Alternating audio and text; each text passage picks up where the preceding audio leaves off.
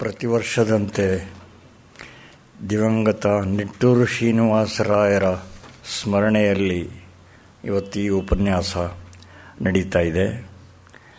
ಇಲ್ಲಿರುವ ಅನೇಕರು ನಿಟ್ಟೂರು ಶ್ರೀನಿವಾಸರಾಯರನ್ನ ನೋಡಿರ್ತೀರಿ. ಸಾರ್ವಜನಿಕ ಜೀವನದಲ್ಲಂತೂ ಅವರು ಸುಪರಿಚಿತರೇ ಆಗಿದ್ದರು. 1927ರಲ್ಲಿ ವಕೀಲ ವೃತ್ತಿಯನ್ನು ಆರಂಭಿಸಿದವರು 55ರಲ್ಲಿ ಉಚ್ಚ ನ್ಯಾಯಾಲಯದ ನ್ಯಾಯಾಧೀಶರಾಗಿದ್ದರು. ಕೆಲವು ಕಾಲ ಕರ್ನಾಟಕದ ಹಂಗಾಮಿ ರಾಜ್ಯಪಾಲರೂ ಆಗಿದ್ದರು. 64ರಿಂದ 68ರವರೆಗೆ ಮೊದಲ ಸೆಂಟ್ರಲ್ ವಿಜಿಲೆನ್ಸ್ ಕಮಿಷನರ್ ಆಗಿದ್ದರು. ಸಾಹಿತ್ಯ ಕ್ಷೇತ್ರದಲ್ಲೂ ಅವ್ರದ್ದು ಗಣನೀಯ ಸೇವೆ ಇತ್ತು. ಪ್ರಸಿದ್ಧವಾದ ಸತ್ಯಶೋಧನಾ ಪ್ರಕಟನ ಮಂದಿರ, ಅದನ್ನು ಅವರು ಪ್ರಾರಂಭ ಮಾಡಿ ಅನೇಕ ದಶಕಗಳ ಕಾಲ ನಡೆಸಿದ್ರು. ಕನ್ನಡದಲ್ಲಿ ಪ್ರಕಟವಾದ ಎಲ್ಲ ಪುಸ್ತಕಗಳು ಒಂದು ಕಡೆ ಸಿಗಬೇಕು ಅನ್ನುವ ದೃಷ್ಟಿಯಿಂದ ಅವರು ಆ ಪ್ರಕಟನ ಮಂದಿರವನ್ನು ಅವರು ಪ್ರಾರಂಭ ಮಾಡಿ ನಡೆಸ್ತಾ ಇದ್ದರು. GP ರಾಜರತ್ನಂ, VC ಮೊದಲಾದ ಅನೇಕ ಪ್ರಸಿದ್ಧರ ಮೊದಲ ಕೃತಿಗಳು ಪ್ರಕಟ ಆಗಿದ್ದು ಸತ್ಯಶೋಧನಾ ಪ್ರಕಟನ ಮಂದಿರದಲ್ಲಿ. ಈ ಗೋಖಲೆ ಸಾರ್ವಜನಿಕ ವಿಚಾರ ಸಂಸ್ಥೆಯ ಜೊತೆ ನಿಟ್ಟೂರು ಶ್ರೀನಿವಾಸರಾಯರದು ಆರಂಭದಿಂದ ಸಂಪರ್ಕ ಇತ್ತು. 1968ರಿಂದ ಸುಮಾರು 3.5 ದಶಕಗಳ ಕಾಲ ಇದರ ಕಾರ್ಯದರ್ಶಿಯೂ ಕೂಡ ಆಗಿದ್ದರು. ನಮ್ಮ ಅನೇಕ ಸಾರ್ವಜನಿಕ ಸಂಸ್ಥೆಗಳಿಗೆ ಅವರ ಯೋಗದಾನ ಇತ್ತು. BMC ಪ್ರತಿಷ್ಠಾನದ ಗೌರವಾಧ್ಯಕ್ಷರಾಗಿದ್ದರು. ಮೊದಲಿಂದ ಗಾಂಧಿಯ ಚಿಂತನೆಗೆ ಅವರು ಮನಸ್ಸನ್ನು ಕೊಟ್ಟಿದ್ದರು. ಅವರ ದೀರ್ಘಕಾಲದ ಖಾದಿ ಪ್ರಸಾರ ಮೊದಲಾದ ಚಟುವಟಿಕೆಗಳನ್ನು, ಗ್ರಾಮೋದ್ಯೋಗ ಪ್ರಸಾರ ಇತ್ಯಾದಿ ಚಟುವಟಿಕೆಗಳನ್ನು ಗಮನಿಸಿ 96ರಲ್ಲಿ ಅವರು ಹಿಂದಿ ಪ್ರಚಾರ ಸಭೆಯಿಂದ ಅವರಿಗೆ ಅವರ ಗೌರವ ಡಾಕ್ಟರೇಟ್, ದಕ್ಷಿಣ ಭಾರತ ಹಿಂದಿ ಪ್ರಚಾರ ಸಭೆಯಿಂದ ಅವರಿಗೆ ಗೌರವ ಡಾಕ್ಟರೇಟ್ ಕೂಡ ಬಂದಿತ್ತು. ಅವರು ಮತ್ತು ಅವರ ಪತ್ನಿ ಸೇರಿ ಗಾಂಧಿಯವರ ಆತ್ಮಕಥೆಯನ್ನು ಮೊಟ್ಟ ಮೊದಲಿಗೆ ಕನ್ನಡದಲ್ಲಿ ಅನುವಾದ ಮಾಡಿ ಪ್ರಕಟಿಸಿದರು. 1927ರಷ್ಟು ಹಿಂದೆ ಭಾರತದ ಯಾವುದೇ ಭಾಷೆಯಲ್ಲಿ ಅದುವರೆಗೆ ಗಾಂಧಿ ಅವರ ಆತ್ಮಕಥೆ ಬಂದಿರಲಿಲ್ಲ. ಅವರು ಕಡೆಯವರೆಗೆ ಅವರು ಶತಾಯುಷಿಗಳಾಗಿದ್ದರು. ಕಡೆಯವರೆಗೆ ಸಾಮಾಜಿಕ, ಸಾಂಸ್ಕೃತಿಕ, ಸಾಹಿತ್ಯ ಕ್ಷೇತ್ರಗಳಲ್ಲಿ ಸಕ್ರಿಯರಾಗಿದ್ದರು. ಅನೇಕ ಸಂಸ್ಥೆಗಳ ಜೊತೆ ಅವರ ನಿಕಟ ಸಂಪರ್ಕ ಇತ್ತು. ಗಾಂಧಿ ಶಾಂತಿ ಪ್ರತಿಷ್ಠಾನ, ಮಾಸ್ತಿ ಅಧ್ಯಯನ ಪೀಠ, ಲೋಕಶಿಕ್ಷಣ ಟ್ರಸ್ಟ್, ಈ ಅನೇಕ ಸಂಸ್ಥೆಗಳಲ್ಲಿ ಅವರ ಯೋಗದಾನ ಇತ್ತು. ಕಾನೂನು ಕ್ಷೇತ್ರದಲ್ಲಂತೂ ಹೇಳೋದೇ ಬೇಕಾಗಿಲ್ಲ. 54ರಲ್ಲಿ ಕರ್ನಾಟಕ ವಕೀಲರ ಸಂಘದ ಸಭೆಯ ಅಧ್ಯಕ್ಷರಾಗಿದ್ದರು. Indian law institute of public administration, ಈ ಸಂಸ್ಥೆಗಳ ಸದಸ್ಯರೂ ಆಗಿದ್ದರು. ಬೆಂಗಳೂರು ವಿಶ್ವವಿದ್ಯಾಲಯ 2003ರಲ್ಲಿ ಅವರಿಗೆ ಗೌರವ ಡಾಕ್ಟರೇಟ್ ನೀಡಿತ್ತು. ರಾಜ್ಯೋತ್ಸವ ಪುರಸ್ಕಾರ ಕೂಡ ಅವರಿಗೆ ಸಿಕ್ಕಿತ್ತು. ಹಲವು ಸಲ ವಿದೇಶಗಳ ಪರ್ಯಟನೆಯನ್ನು ಮಾಡಿದರು. DVG ಜನ್ಮಶತಮಾನೋತ್ಸವ ಸಂದರ್ಭದಲ್ಲಿ ವಿದೇಶಗಳಲ್ಲಿಯೂ ಕೂಡ ಆ ಸಂದರ್ಭದಲ್ಲಿ ಅವರ ಪ್ರವಾಸ ನಡೆದಿತ್ತು. ಅವರ ಸ್ಮರಣೆಯಲ್ಲಿ ಅವರ ಪರಿವಾರದವರು ಏರ್ಪಡಿಸಿರುವ ದತ್ತಿಯ ಆಶ್ರಯದಲ್ಲಿ ಈ ವಿಶೇಷ ಕಾರ್ಯಕ್ರಮ ನಡೀತಾ ಇದೆ. ಇವತ್ತು ಈ ವರ್ಷದ ಈ ಕಾರ್ಯಕ್ರಮ ನಡೆಸಿಕೊಡೋದಕ್ಕೆ ಶ್ರೀ ಮಹಾದೇವಯ್ಯ ಕರದಳ್ಳಿ, ಗುಲ್ಬರ್ಗ ನಿವಾಸಿಗಳು ಅವರು ಆಗಮಿಸಿದ್ದಾರೆ. ಅವರಿಗೆ ಸ್ವಾಗತ ಕೋರ್ತಾ ಇದ್ದೇನೆ. MA ರಾಜ್ಯಶಾಸ್ತ್ರ ಪದವೀಧರರು. 35 ವರ್ಷ ಕಾಲ ಕೆನರಾ ಬ್ಯಾಂಕಿನಲ್ಲಿ ಅಧಿಕಾರಿಯಾಗಿ ಅವರು ಸೇವೆ ಮಾಡಿ ನಿವೃತ್ತರಾಗಿದ್ದಾರೆ. ರಾಷ್ಟ್ರೀಯ ಸ್ವಯಂ ಸೇವಕ ಸಂಘದ ಕಾರ್ಯಕರ್ತರು. ಅದರ ಅನೇಕ ಸಂಸ್ಥೆಗಳಲ್ಲಿ ಅವರ ಭಾಗವಹಿಸುವಿಕೆ ಇತ್ತು. ಕಳೆದ 20 ವರ್ಷಗಳಲ್ಲಿ ಸ್ವದೇಶಿ ಚಿಂತನೆಯ ಪ್ರವರ್ತನೆಗೆ ಮೀಸಲಾದ ಅಖಿಲ ಭಾರತ ಸಂಘಟನೆ ಸ್ವದೇಶಿ ಜಾಗರಣ ಮಂಚ್ ಅದರ ಜವಾಬ್ದಾರಿ ಕೂಡ ಅವರು ನಿರ್ವಹಿಸಿದ್ದಾರೆ. ಇದೀಗ ದಕ್ಷಿಣ ಭಾರತದ ಅಂದರೆ ಕರ್ನಾಟಕ, ತೆಲಂಗಾಣ, ಆಂಧ್ರ ಪ್ರದೇಶ ಈ ಭಾಗಗಳ ವಿಭಾಗಕ್ಕೆ ಅವರು ಈ ಸ್ವದೇಶಿ ಜಾಗರಣ ಮಂಚ್ ಅದರ ಸಹ ಸಂಯೋಜಕರಾಗಿದ್ದಾರೆ.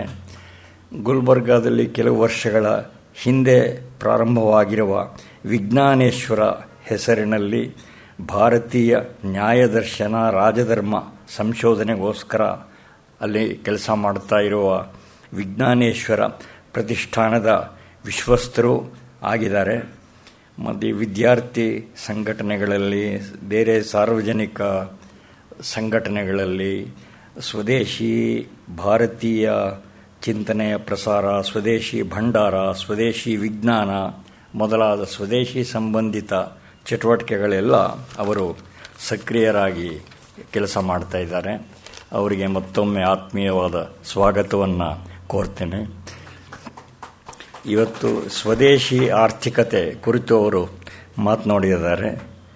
ಇವತ್ತು ನಮ್ಮ ದೇಶದಲ್ಲಿ ವಿಶೇಷವಾಗಿ ಮಧ್ಯಮ ವರ್ಗದವರ ಮಾನಸಿಕತೆಯಲ್ಲಿ ಒಂದು ರೀತಿಯ ಗೊಂದಲ ಏರ್ಪಾಟಾಗಿದೆ ಅಂತ ಹೇಳ್ಬೋದು. ಒಂದು ಕಡೆ ಅವರು ಸರಳತೆಗೆ, ಸಹಜತೆಗೆ ವಿದಾಯ ಹೇಳಿದ್ದಾರೆ. ಇನ್ನೊಂದು ಕಡೆ ತಮ್ಮ ಶಕ್ತಿಗೆ ಮೀರಿದ ಪರಕೀಯ ಜೀವನ ಶೈಲಿಯನ್ನು ಹೇಗಾದರೂ ಸಾಧಿಸಬೇಕು ಅಂತ ಎಲ್ಲರೂ ಶ್ರಮ ಪಡ್ತಾ ಇದ್ದಾರೆ. ಇದು ಎಲ್ಲರಿಗೂ ಈಗ ಆಯಾಸಕರವಾಗಿದೆ. ಆದರೆ ಒಂದು ರೀತಿ ಕಲೆಕ್ಟಿವ್ ಡ್ರೀಮ್ ಅಂತ ಏನು ಹೇಳ್ತೀವಿ, ಆ ಭ್ರಮೆಯ ಹಿಡಿತ ಜನರ ಮನಸ್ಸಿನ ಮೇಲೆ ಎಷ್ಟು ಪ್ರಬಲವಾಗಿದೆ ಅಂದರೆ ಅದರಿಂದ ಹೊರಗಡೆ ಬರೋದಕ್ಕೆ ಜನರಿಗೆ ಆಗ್ತಾ ಇಲ್ಲ.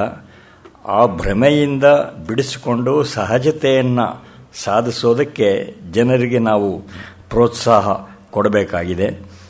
ವಾಸ್ತವವಾಗಿ ಈ ಧ್ರುವೀಕರಣ ನಾವೇನು ಸೃಷ್ಟಿ ಮಾಡಬೇಕಾದ್ದಿಲ್ಲ, ಅದೇ ಇದ್ಕೊಂಡಿದೆ, ಈಗಾಗಲೇ ಇದ್ದೇ ಇದೆ. ಆದರೆ ಅದು ಇಲ್ಲ ಅನ್ನುವ ಒಂದು ಭ್ರಮೆ ಸಮಾಜೋನ್ನತ ವರ್ಗದಲ್ಲಿ ಇದೆ. ಕೆಲವು ಸಲ ಸರಿಯಾದ ಪ್ರಶ್ನೆಗಳನ್ನು ಕೇಳೋದೇ ಉತ್ಕರ್ಷದ ಮೊದಲ ಹಂತ ಆಗತ್ತೆ. ಉದಾಹರಣೆಗೆ, ಹೊರಗಡೆಯಿಂದ ಏನೇನೋ ಉತ್ಪನ್ನಗಳು ಬರುತ್ತೆ, ತಂತ್ರಜ್ಞಾನಗಳು ಬರುತ್ತೆ. ಇವುಗಳಲ್ಲಿ ನಾವು ಯಾವುದನ್ನು ಎಷ್ಟು ಸ್ವೀಕರಿಸಬೇಕು ಅನ್ನೋದರಲ್ಲಿ ನಮ್ಮ ವಿವೇಕ ಕೆಲಸ ಮಾಡಬೇಕಾಗತ್ತೆ.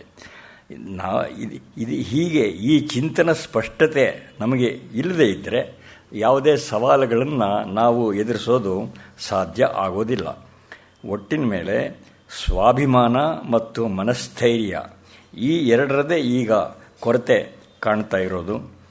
ಸ್ವದೇಶಿ ಕುರಿತ ಹಾಗೆ ನಾವು ಮೊಟ್ಟ ಮೊದಲು ಗ್ರಹಿಸಬೇಕಾದ ಸಂಗತಿ ಅಂದರೆ ಅದೊಂದು ವ್ಯಾಪಕ ಜೀವನ ದೃಷ್ಟಿಯೇ ಹೊರತು ಯಾವುದೋ ಕೆಲವು ಸೂತ್ರೀಕರಣಗಳ ಸಮೂಹ ಅಲ್ಲ. ಸ್ವದೇಶಿ ತತ್ವಕ್ಕೆ ಆಧಾರವಾಗಿರುವ ಸಾಮಾಜಿಕ, ನೈತಿಕ, ಸಾಂಸ್ಕೃತಿಕ ಪರಿಗಣನೆಗಳು.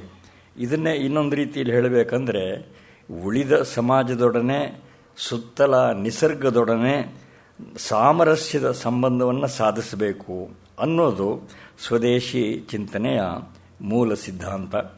ಹೀಗೆಂದರೆ ನಾವು ಕೈಗೊಳ್ಳುವ ಧೋರಣೆಗಳು ಜೀವನ ಸಾಮರಸ್ಯಕ್ಕೆ ಬಾಧಕವಾಗದಂತೆ ಇರಬೇಕು. ಇದು ಸರಳವಾಗಿ ಸ್ವದೇಶಿ ಚಿಂತನೆಯ ಜಾಡು. ಈ ನೆಲೆಗಟ್ಟಿನ ಮೇಲೆ ನಮ್ಮ ವೈಯಕ್ತಿಕ, ಸಾಮೂಹಿಕ ಜೀವನಗಳನ್ನು ನಾವು ರೂಪಿಸಿಕೊಂಡ್ರೆ ಶ್ರೇಯಸ್ಸು ಆಗತ್ತೆ. ಇದಕ್ಕೆ ಸಂಬಂಧಪಟ್ಟ ಕೆಲವು ಚಿಂತನೆಗಳನ್ನು ಮಹಾದೇವಯ್ಯ ಕರದಳ್ಳಿಯವರು ನಮ್ಮ ಜೊತೆ ಹಂಚಿಕೊಳ್ಳೋರಿದ್ದಾರೆ. ಅವ್ರನ್ನ ಇವತ್ತಿನ ಉಪನ್ಯಾಸವನ್ನು ಆರಂಭ ಮಾಡಬೇಕು ಅಂತ ಮಹಾದೇವಯ್ಯ ಕರದಳ್ಳಿಯವರು ಪ್ರಾರ್ಥನೆ ಮಾಡ್ತಾರೆ.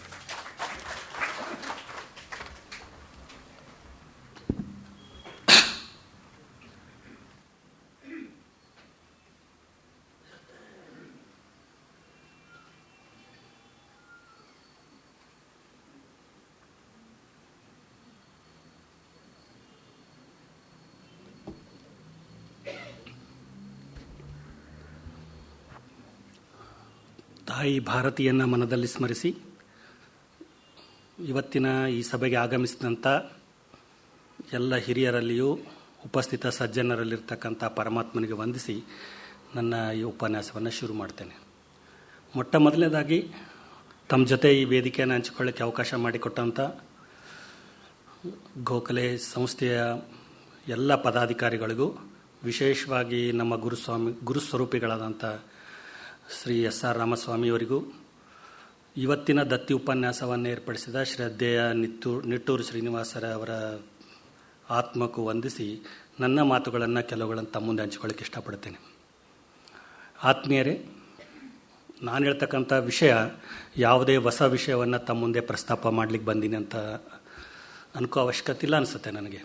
ಯಾಕಂದರೆ ಸ್ವದೇಶಿ ಸಾಮಾನ್ಯವಾಗಿ ನಮ್ಮ ಪೀಳಿಗೆ ಜನವನ್ನು ಅನುಭವಿಸಿ ಆಚರಿಸಿ ರೂಢಿಯಲ್ಲಿದ್ದಂಥದ್ದನ್ನೇ ಒಂಥರ ಮೆಲುಕು ಹಾಕುವ ರೀತಿಯಲ್ಲಿ ಆರ್ಥಿಕತೆಯನ್ನು ನೆನಪು ಮಾಡಲಿಕ್ಕೆ ಪ್ರಯತ್ನ ಮಾಡ್ತೇನೆ. ಸ್ವದೇಶಿ ಆರ್ಥಿಕತೆ ಆರಂಭ ಮಾಡೋದರಿಂದ ಮುಂಚೆ ನಮ್ಮ ದೇಶದಲ್ಲಿರ್ತಕ್ಕಂಥ ಸ್ವದೇಶಿ ಪರಿಕಲ್ಪನೆ ಬಗ್ಗೆ ಒಂದು ಸ್ವಲ್ಪ ವಿಷಯಗಳನ್ನು ನೆನಪು ಮಾಡಿಕೊಳ್ಳೋದು ಒಳ್ಳೆಯದು. ನಮಗೆಲ್ಲ ಗೊತ್ತಿದ್ದಾಗೆ ಸೈನ್ಸಲ್ಲಿ ಪ್ಯೂರ್ ಸೈನ್ಸ್ ಮತ್ತು ಅಪ್ಲೈಡ್ ಸೈನ್ಸ್ ಇದೆ. ಪ್ಯೂರ್ ಸೈನ್ಸ್ ಅಂದರೆ ಫಿಸಿಕ್ಸ್, ಕೆಮಿಸ್ಟ್ರಿ, ಮ್ಯಾಥಮೆಟಿಕ್ಸ್ ಇದನ್ನೆಲ್ಲ ಅಧ್ಯಯನ ಮಾಡ್ತೀವಿ ನಾವು. ಅಪ್ಲೈಡ್ ಸೈನ್ಸ್ ಅಂದರೆ ಇಂಜಿನಿಯರಿಂಗ್, ಮೆಡಿಕಲ್ ಈ ಥರ ಪ್ರೊಫೆಷ್ನಲ್ ಕೋರ್ಸನ್ನು ಅಧ್ಯಯನ ಮಾಡ್ತಾರೆ. ಸಾಧಾರಣವಾಗಿ ಪ್ಯೂರ್ ಸೈನ್ಸ್ ಜೀವನಕ್ಕೆ ಅತ್ಯವಶ್ಯ ಇದ್ದರೂ ಕೂಡ ಯಾರು ಅದ್ರ ಬಗ್ಗೆ ಜಾಸ್ತಿ ಆಸಕ್ತಿಯನ್ನು ಹೊಂದಿರೋಂಗಿಲ್ಲ, ಯಾಕಂದರೆ ಅದೊಂಥರ ತಪಸ್ಸಿದ್ದಾಗೆ. ಆದರೆ ಅದಿಲ್ಲದೆ ನಡೆಯಂಗಿಲ್ಲ. ಅದರ ಒಟ್ಟು ಪರಿಣಾಮ ಪ್ರೊಫೆಷ್ನಲ್ ಶಿಕ್ಷಣ ಹೇಗೆ, ಹಾಗೆ ಸ್ವದೇಶಿಯು ಕೂಡ ದೇಶಭಕ್ತಿ ಅಂದರೆ ಪ್ಯೂರ್ ಸೈನ್ಸ್. ಎಲ್ಲರ ಹತ್ರ ದೇಶಭಕ್ತಿ ಇದೆ, ಅದರ ಪ್ರಕಟೀಕರಣವನ್ನು ನೋಡೋಂಗಿಲ್ಲ ನಾವು. ಆ ಪ್ರಕಟೀಕರಣವನ್ನು ನೋಡುವುದೇ ಸ್ವದೇಶಿ. ಇದು ನಮ್ಮ ಮಾನ್ಯತೆ. ದೇಶಭಕ್ತಿಯ ಪ್ರಕಟೀಕರಣ ಏನು ಮಾಧ್ಯಮ ಇದೆ ಅದು ಸ್ವದೇಶಿ. ಸ್ವದೇಶಿಗೆ ತತ್ವಜ್ಞಾನಕ್ಕಿಂತ ಆಚರಣೆಯಲ್ಲಿ ಹೆಚ್ಚು ಆಸಕ್ತಿ ಇದೆ. ನಮ್ಮ ಆರ್ಥಿಕತೆ ಕ್ರಿಯಾಶೀಲ ಆರ್ಥಿಕತೆಯಾಗಿತ್ತು, ಜೀವನ ಉಪಯೋಗಿ ಆರ್ಥಿಕತೆಯಾಗಿತ್ತು. ಸಾಮಾನ್ಯರಿಂದ ಹಿಡ್ಕೊಂಡು ಪಂಡಿತರಿಂದ ಪಾಮರರಿರ್ಬೋದು, ಬಡವರಿಂದ ಬಲ್ಲಿದವರಿಗೂ ಕೂಡ ಎಲ್ಲರಿಗೂ ಅದು ಉಪಯೋಗ ಆಗ್ತಕ್ಕಂಥ ಆರ್ಥಿಕತೆ ನಮ್ಮ ದೇಶದಲ್ಲಿ ಇತ್ತು. ಎಲ್ಲಿವರೆಗೆ ನಮ್ಮ ಆರ್ಥಿಕತೆ ಈ ಥರ ಜನೋಪಯೋಗಿ ಆರ್ಥಿಕತೆಯಾಗಿತ್ತು, ಚಲಾವಣೆಯಲ್ಲಿರ್ತಕ್ಕಂಥ ಆರ್ಥಿಕತೆಯಾಗಿತ್ತು, ಕ್ರಿಯಾಶೀಲ ಆರ್ಥಿಕತೆಯಾಗಿತ್ತು, ಅಲ್ಲಿವರೆಗೆ ನಮ್ಮ ದೇಶ ಸಮೃದ್ಧವಾಗಿತ್ತು. ಯಾವಾಗ ನಾವು ಇದರಿಂದ ಹೊರಪಡಿಸಿಕೊಂಡು ಬೇರೆದರ ಬೆನ್ನು ಹತ್ತಿದ್ವಿ, ಆವಾಗ ಎಲ್ಲ ವ್ಯತ್ಯಾಸಗಳಾಗ್ತಾಯಿದೆ. ಕಳೆದ ಸ್ವಾತಂತ್ರ್ಯ ನಂತರ ಶಿಕ್ಷಣ ಪಡೆದಂಥ ನಾವೆಲ್ಲ ಪಾಶ್ಚಾತ್ಯ ಶಿಕ್ಷಣವನ್ನು ಹೆಚ್ಚು ಪ್ರಮಾಣವಾಗಿ ಅಧ್ಯಯನ ಮಾಡಿರೋದ್ರಿಂದ ಪಾಶ್ಚಾತ್ಯ ಅರ್ಥಶಾಸ್ತ್ರಜ್ಞರು ತಿಳಿಸಿದಂಥ ವಿಷಯಗಳನ್ನು ಕಲಿತದ್ರಿಂದ ನಮಗೆ ಸ್ವಲ್ಪ ಗೊಂದಲ ಉಂಟಾಗಿದೆ. ಸೊ ಆ ದೃಷ್ಟಿಯಿಂದ ಸ್ವದೇಶಿ ಅರ್ಥವ್ಯವಸ್ಥೆಯಲ್ಲಿ ಯೋಚನೆ ಮಾಡಿದಾಗ ನಮಗೆ ಕೆಲವು ಸಲ ಅನಿಸುತ್ತೆ ಇದೊಂಥರ ವಿಭಿನ್ನ ಚಿಂತನೆ ಅಥವಾ ವ್ಯತ್ಯಾಸ ಇರತಕ್ಕಂಥ ಚಿಂತನೆ ಅನಿಸ್ಬೋದು. ಆದರೆ ಮೂಲತಃ ನಮ್ಮ ದೇಶೀಯ ಚಿಂತನೆ ಸ್ವದೇಶಿ ಅರ್ಥ ಚಿಂತನೆ. ಸನಾತನ ಕಾಲದಿಂದ ಈ ಸ್ವದೇಶಿ ಅರ್ಥವ್ಯವಸ್ಥೆಯನ್ನು ಆಚರಿಸ್ಕೊಂಡು ಬಂದಿದ್ದೇವೆ. ಅರ್ಥಕ್ಕೆ ಇನ್ನೊಂದು ಹೆಸರು ಮೀನಿಂಗ್. ಇಂಗ್ಲೀಷ್ನಲ್ಲಿ ಹೇಳಿದ್ರೆ ಅರ್ಥ ಅಂದರೆ ಹಣ ಕೂಡ ಆಗುತ್ತೆ. ಜೀವನ ಅರ್ಥಪೂರ್ಣ ಆಗಲಿಕ್ಕೆ ಎಷ್ಟು ಅರ್ಥ ಬೇಕು, ಹಣ ಬೇಕು, ಅದನ್ನು ನಾವು ಬೆಳೆಸ್ಕೊಳ್ತಕ್ಕಂಥ ವಿಧಾನವನ್ನು ಸ್ವದೇಶಿ ಆರ್ಥಿಕತೆ ಹೇಳಿದರು. ನಮ್ಮ ಹಿರಿಯರು ಅದನ್ನೇ ಹೇಳಿದರು. ಈ ಆರ್ಥಿಕತೆಯನ್ನು ರೂಪಿಸಬೇಕಾದ್ರೆ ಮೊದಲನೇದಾಗಿ ಸ್ವಾವಲಂಬಿಯನ್ನು ತಂದ್ರೆ ಜೀವನದಲ್ಲಿ ಸ್ವಾವಲಂಬನೆ ಇರಬೇಕು. ಸ್ವಾವಲಂಬನೆಯಿಂದ ಸ್ವ ಉದ್ಯೋಗ ಇರಬೇಕು. ಆಮೇಲೆ ಸ್ವಾವಲಂಬನೆ ಬರಬೇಕು. ಸ್ವಾಭಿಮಾನ ಸಂಪನ್ನ ಜೀವನ ಇರಬೇಕು. ನಮ್ಮ ಶಿಕ್ಷಣ ವ್ಯವಸ್ಥೆಯಲ್ಲಿ ಇದೇ ಹೆಚ್ಚಿತ್ತು. 17ನೇ ಶತಮಾನದವರೆಗೆ ನೋಡಿದರೂ ಕೂಡ ಈ ವ್ಯವಸ್ಥೆಯಲ್ಲಿ ನಾವು ಮುಂದುವರೆದು ಬಂದಿದ್ದೇವೆ. ಎಲ್ಲಿವರೆಗೆ ನಮ್ಮ ಗ್ರಾಮೀಣ ಜೀವನ, ವಿಶೇಷವಾಗಿ ಸ್ವದೇಶಿ ಆರ್ಥಿಕತೆ ಗ್ರಾಮೀಣ ಜೀವನದಲ್ಲಿ, ಅದರಲ್ಲಿ ಕೃಷಿ ಜೀವನ ಶೈಲಿ ಅಳವಡಿಸಿಕೊಂಡಲ್ಲಿ ಎದ್ದು ಕಾಣುತ್ತೆ. ಎಲ್ಲಿವರೆಗೆ GDPಗೆ ಕೃಷಿಯ ಭಾಗ ಜಾಸ್ತಿ ಇತ್ತು, ಅಲ್ಲಿವರೆಗೆ ನಮ್ಮ ದೇಶ ಸಮೃದ್ಧಿ ಇತ್ತು. ಯಾವಾಗ ಸ್ಥಿತ್ಯಂತರ ಆಯಿತು, ಸೇವಾ ಕ್ಷೇತ್ರಕ್ಕೆ ಸರ್ಕಾರ ಆದ್ಯತೆ ಕೊಡಲಿಕ್ಕೆ ಶುರು ಮಾಡಿತು, ಸೇವಾ ಕ್ಷೇತ್ರಕ್ಕೆ GDP ಹಣ ಹರಿದು ಬರಲಿಕ್ಕೆ ಶುರುವಾಯಿತು, ಆವಾಗ ಕೃಷಿ ಕ್ಷೇತ್ರದ ಗಣನೆ ಕಡಿಮೆ ಆಕ್ಕೊಂತ ಹೋಯಿತು. ಪರಿಣಾಮವಾಗಿ ನಮ್ಮ ಆರ್ಥಿಕತೆಯಲ್ಲಿ ವ್ಯತ್ಯಾಸ ಆಗಿದೆ. ಬದುಕುವ ಜೀವನ ಶೈಲಿಯಲ್ಲಿ ಬದಲಾವಣೆಯನ್ನು ತಂದುಕೊಂಡ ಪರಿಣಾಮವಾಗಿ ನಾವು ನಿತ್ಯ ಯೋಚನೆ ಮಾಡ್ತಕ್ಕಂಥ ರೀತಿಯಲ್ಲಿ ಯೋಚನೆ ವ್ಯತ್ಯಾಸ ಆಗಿದೆ. ನಮ್ಮ ಜಾನಪದ ಹೇಳ್ತಿದ್ರು, ಯಾವುದು ಜಾಸ್ತಿ ಹರಿದಾಡುತ್ತೆ ಅದರ ಬೆಲೆ ಕಡಿಮೆ ಆಗುತ್ತೆ ಅಂತೇಳಿ. ನಾವೆಲ್ಲ ಚಿಕ್ಕವರಿದ್ದಾಗ ಮುಷ್ಟಿ ತುಂಬ ಹಣ ಒಯ್ದು ಚೀಲ ತುಂಬ ಸಾಮಾನು ತರ್ತಿದ್ವಿ. ಈಗ ಚೀಲ ತುಂಬ ಹಣ ಒಯ್ದು ಮುಷ್ಟಿ ತುಂಬ ಹಣ ತರ್ತಕ್ಕಂಥ ಪರಿಸ್ಥಿತಿ ನಿರ್ಮಾಣ ಆಗಿದೆ. ಕಾರಣ ಇಷ್ಟೇ, ಹಣ ತುಂಬ ಚಲಾವಣೆಯಲ್ಲಿದೆ. ಅದಕ್ಕೆ ಎಲ್ಲಿ ನಿಯಂತ್ರಣ ಇಲ್ಲ, ಎಷ್ಟು ಬೇಕಂತಿಲ್ಲ, ಎಷ್ಟು ಜೀವನಕ್ಕಿಲ್ಲ, ಜೀವನಕ್ಕೆ ಎಷ್ಟು ಅವಶ್ಯಕತೆ ಅದರದ್ದು ಯೋಚನೆ ಇಲ್ಲ. ಪರಿಣಾಮವಾಗಿ ಯಾವುದಕ್ಕೆ ಮಹತ್ವ ಕೊಡಬೇಕು ಅದರ ಮಹತ್ವ ಕಡಿಮೆ ಆಯಿತು, ಅದಕ್ಕೆ ಜಾಸ್ತಿ ಆಯಿತು. ನಮ್ಮವರು ಹೆಚ್ಚು ಮಹತ್ವ ಕೊಟ್ಟದ್ದು ಆಹಾರಕ್ಕೆ ಬಂಧುಗಳೇ. ಯಾಕಂದರೆ ಜೀವನಕ್ಕೆ ಬೇಕಾಗಿದ್ದು, ಮನುಷ್ಯ ಬದುಕಬೇಕಾದ್ರೆ ಆಹಾರ ಬೇಕು. ಯಾವುದೇ ಕೃಷಿ ಉತ್ಪನ್ನ ಮಾಡಲಿ, ಅಲ್ಲಿ ಇರ್ತಕ್ಕಂಥ ಕೃಷಿಕ ತನ್ನ ಮನೆಗೆ, ತಮ್ಮ ಸುತ್ತಮುತ್ತಿರ್ತಕ್ಕಂಥ ತನ್ನ ಕೆಲಸ ಮಾಡ್ತಕ್ಕಂಥವ್ರಿಗೆಲ್ಲ ಬೇಕಾದ ಉತ್ಪನ್ನಗಳನ್ನು ಬೆಳೆದು ತನಗೆ ವರ್ಷ ಪೂರ್ತಿ ಆಗೋಷ್ಟನ್ನು ಇಟ್ಟುಕೊಂಡು ನಂತರ ಅದನ್ನು ಹೆಚ್ಚಿದನ್ನು ಮಾರಾಟಕ್ಕೆ ಮಾಡ್ತಾ ಇದ್ದ, ವ್ಯವಸ್ಥೆ ಮಾಡ್ತಾ ಇದ್ದ. ಮಾರಾಟ ಅಂದರೆ ಎಕ್ಸ್ಚೇಂಜ್ ಆಫ್ ಬಾರ್ಟರ್ ಸಿಸ್ಟಮ್ ಅಂತಾರಲ್ಲ, ಒಂದನ್ನು ಕೊಟ್ಟು ಒಂದು ತಗೊಳ್ಳೋದಿತ್ತು. ಹಣದ ಪ್ರಭಾವ ತುಂಬ ಕಡಿಮೆ ಇತ್ತು. ಆದರೆ ಇವತ್ತು ಆಹಾರಕ್ಕೆ ಕಡಿಮೆ ಮಹತ್ವ ಕೊಟ್ಟು ಹಣಕ್ಕೆ ಜಾಸ್ತಿ ಮಹತ್ವ ಕೊಡ್ತಾ ಇದ್ದೀವಿ ನಾವು. ಯಾವುದು ಜೀವನಕ್ಕೆ ಅವಶ್ಯಕತೆ ಇದೆ ಅದನ್ನು ಬಿಟ್ಬಿಟ್ಟು ಹಣದಿಂದ ಬೆನ್ನತ್ತಿ ಹೋಗ್ತಾ ಇದ್ದೇವೆ. ಹೀಗಾಗಿ ಕೋಟಿಗಳಲ್ಲಿ ಗಳಿಸಿದ್ರೂ ಅತೃಪ್ತಿ ನಮ್ಮನ್ನು ಕಾಡ್ತಾ ಇದೆ. ಹಣ ಗಳಿಸಬೇಕಾದ್ರೆ ಅದಕ್ಕೆ ನೀತಿ ನಿಯಮಗಳನ್ನು ಗಾಳಿಗೆ ತೂರಿದ್ದೇವೆ. ಹಣ ಗಳಿಸೋದೊಂದೇ ಜೀವನ. ಯಾಕಂದರೆ ಪಾಶ್ಚಾತ್ಯ ಆರ್ಥಿಕತೆಯಲ್ಲಿ ಮಹತ್ವ ಕೊಟ್ಟದ್ದು ಉತ್ಪಾದನೆಗೆ ಮತ್ತು ಲಾಭಕ್ಕೆ ಮಹತ್ವವನ್ನು ಕೊಟ್ಟಿದ್ದಾರೆ ಅವರು. ಅವರ ಅರ್ಥ ಅಂದ್ರೆ ಉತ್ಪಾದನೆ ಆಗಬೇಕು, ಹೆಚ್ಚು ಉತ್ಪಾದನೆ ಆಗಬೇಕಲ್ಲಿ. ಉತ್ಪಾದನೆ ಆಗಬೇಕಂದ್ರೆ ಹೆಚ್ಚು ಬಂಡವಾಳನ ತೊಡಗಿಸ್ಬೇಕು, ಮಷಿನ್ಗಳಿಡಬೇಕು. ಯಾಕಂದರೆ ಅಲ್ಲೆಲ್ಲ ಜನಸಂಖ್ಯೆ ತುಂಬ ಕಡಿಮೆ ನಮ್ದು ಕಂಪೇರ್ ಮಾಡಿದ್ರೆ. ಜನ ಕಡಿಮೆ ಇರೋದ್ರಿಂದ ಮಷಿನ್ ಇನ್ವೆಸ್ಟ್ ಮಾಡಿದರು, ಮಷಿನಿಂದ ಜಾಸ್ತಿ ಸಾಮಾನುಗಳನ್ನು ಉತ್ಪಾದನೆ ಮಾಡಿದರು. ತಮಗೆ ಸಾಕಾಗಿ ಹೆಚ್ಚಾದಾಗ ಬೇರೆ ದೇಶಗಳಿಗೆ ತಾಕ್ಲಿಕ್ಕೆ ಶುರು ಮಾಡಿದರು, ಡಂಪ್ ಮಾಡಲಿಕ್ಕೆ ಶುರು ಮಾಡಿದರು. ಹೀಗಾಗಿ ಬೇರೆ ದೇಶಗಳ ಅರ್ಥವ್ಯವಸ್ಥೆ ಕೂಡ ಗಡಿಬಿಡಿ ಆಗ್ತಾ ಇದೆ. ಸೊ ಭಾರತೀಯ ಜೀವನ ವಿಧಾನದಲ್ಲಿ ನಾವು ಯಾವ ರೀತಿ ಬದುಕ್ತೀವಿ ಆ ರೀತಿ ಆ ದೇಶದ ಆರ್ಥಿಕತೆ ನಿರ್ಮಾಣ ಆಗುತ್ತೆ. ಫಾರ್ ಎಕ್ಸಾಂಪಲ್, ನಾವು ಮುಂಚೆ ಎಲ್ಲ ಸುಮ್ಮನೆ ಒಂದು ನೆನಪಿಗೆ ಹೇಳ್ತೇನೆ, ಉಡುಪಿನ ಬಗ್ಗೆ ಹೇಳ್ತೇನೆ ನಾನು. ಉಡುಪು ಹಾಕೋತಿದ್ವಿ, ಪಂಚೆ ಉಡ್ತಿದ್ವಿ ನಾವು. ಆ ಪಂಚೆ ಹಳೇದಾದ ಕೂಡಲೇ ಕಟ್ ಮಾಡಿ ಲುಂಗಿ ಹಾಕ್ತಿತ್ತು, ಕಟ್ ಮಾಡಿದ್ರೆ ಟಾವೆಲ್ ಆಗ್ತಿತ್ತು, ಇನ್ನೂ ಕಟ್ ಮಾಡಿದ್ರೆ ನಾವು ಹೊಲಕ್ಕೆ ಹೋಗ್ಬೇಕಾದ್ರೆ ಬುತ್ತಿ ಕಟ್ಕೊಂಡು ಹೋಗ್ತಿದ್ವಿ, ಇನ್ನೂ ಕಟ್ ಮಾಡಿದ್ರೆ ಅದಕ್ಕೆ ನಮ್ಮಲ್ಲೆಲ್ಲ ಕೌದಿ ಅಂತ ಅದನ್ನು ಸಣ್ಣ ಸಣ್ಣ ಪೀಸ್ ಮಾಡಿ ಹೊಲಿತಿದ್ರು. ಆ ಕೌದಿ ಕೂಡ ಆದರೂ ಕೂಡ ಖಾಲಿ ಆಗ್ತದೆ. ಅಂದರೆ ಅದನ್ನು ಅತ್ಯಂತ ಎಷ್ಟರ ಸಾಧ್ಯ ಅಷ್ಟನ್ನು ಯುಟಿಲೈಸ್ ಮಾಡಿ ಯೂಸ್ ಮಾಡಿ ಬಿಡ್ತಿದ್ವಿ ನಾವು. ಆದರೆ ಒಂದು ವಸ್ತುವನ್ನು ಅದರ ಬೆಲೆಗೆ ತಕ್ಕಂತೆ ಅಂತಿಮ ಕ್ಷಣದವರೆಗೆ ಯೂಸ್ ಮಾಡ್ತಾ ಇದ್ದೀವಿ. ನಮ್ಗೆ ನೆನಪಿದೆ, ನಮ್ಮ ತಂದೆಯವ್ರ ಹತ್ರ 10 ವರ್ಷದ್ದು 15 ವರ್ಷದ ಪೆನ್ ಇರ್ತಿತ್ತು, ಅವ್ರು ಹೆಮ್ಮೆಯಿಂದ ತೋರಿಸ್ಕೊತಿದ್ರು. ಇವತ್ತು ಬ್ರಿಟಿಷರು ಕೂಡ ಆ್ಯಂಟಿಕ್ ಅಂತ ನಂಬಲ್ಲಿರ್ತಕ್ಕಂಥ ಹಳೆಯನ್ನು ಖರೀದಿ ಮಾಡಿ ಇಟ್ಕೋತಾರೆ ಬೆಲೆ ಕೊಟ್ಟು. ಆದರೆ ಆ್ಯಂಟಿಕ್ ಬೆಲೆ ನಮಗೆ ಗೊತ್ತಾಗಿಲ್ಲ. ನಮಗೆ ಪರಿಣಾಮವಾಗಿ ಯೂಸ್ ಆ್ಯಂಡ್ ಥ್ರೋ ಸಂಸ್ಕೃತಿ ಬಂದಿದೆ. ನಾವು ಸಾಮಾನು ತಗೋತೀವಿ, ಯೂಸ್ ಮಾಡ್ತೇವೆ, ಬೀಸಾಡ್ತೇವೆ, ಸಾಮಾನು ತಗೋತೀವಿ, ಯೂಸ್ ಮಾಡ್ತೀವಿ, ಬೀಸಾಡ್ತೀವಿ. ಕೆಲವು ಸಲ ಬೇಕಾಗುತ್ತೋ ಬೇಡಾಗುತ್ತೋ ಗೊತ್ತಿಲ್ಲ, ಮುಂದೆ ಯಾರಿಗೋ ಬೇಕಂತ ತಗೋತೀವಿ, ಯಾವಾಗೋ ಬೇಕಂತ ತಗೋತೀವಿ. ಒಂಥರ ಒಂದು ರೂಮಲ್ಲಿ ಅತಿ ಸಂಗ್ರಹದ ಪರಿಣಾಮವಾಗಿ ಅಲ್ಲಿ ಜಮಾ ಆಗ್ತಾ ಇದೆ. ಆದರೆ ಭಾರತೀಯರಲ್ಲಿ ಆ ಪದ್ಧತಿ ಇರಲಿಲ್ಲ. ಅದು ಎಷ್ಟು ಬೇಕು ಅಷ್ಟನ್ನು ಬಳಸಬೇಕು. ಶರಣರ ನಾಡಿನಲ್ಲಿ ಕಲಬುರಗಿಯಿಂದ ಬಂದವನು ನಾನು, ಶರಣರಲ್ಲಿ ಒಂದು ಇದಿತ್ತು.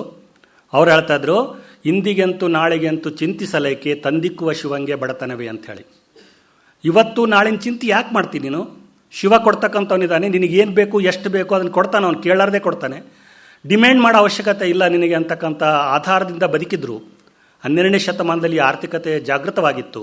ಪರಿಣಾಮವಾಗಿ ಬಿಜ್ಜಳನ ಭಂಡಾರ ಸದಾ ಅವರು ಎಷ್ಟು ಚೆನ್ನಾಗಿ ಅಂದರೆ ಯಾವುದನ್ನು ತಿರಸ್ಕರಿಸಲಿಲ್ಲ, ಯಾವುದನ್ನು ದೂರ ಇಡಲಿಲ್ಲ, ಯಾವುದನ್ನು ಬೇಡ ಅನ್ನಲಿಲ್ಲ, ಎಲ್ಲವನ್ನ ಜೀವನ ಪದ್ಧತಿಯಾಗಿ ರೂಢಿಸಿದರು ಅವರು.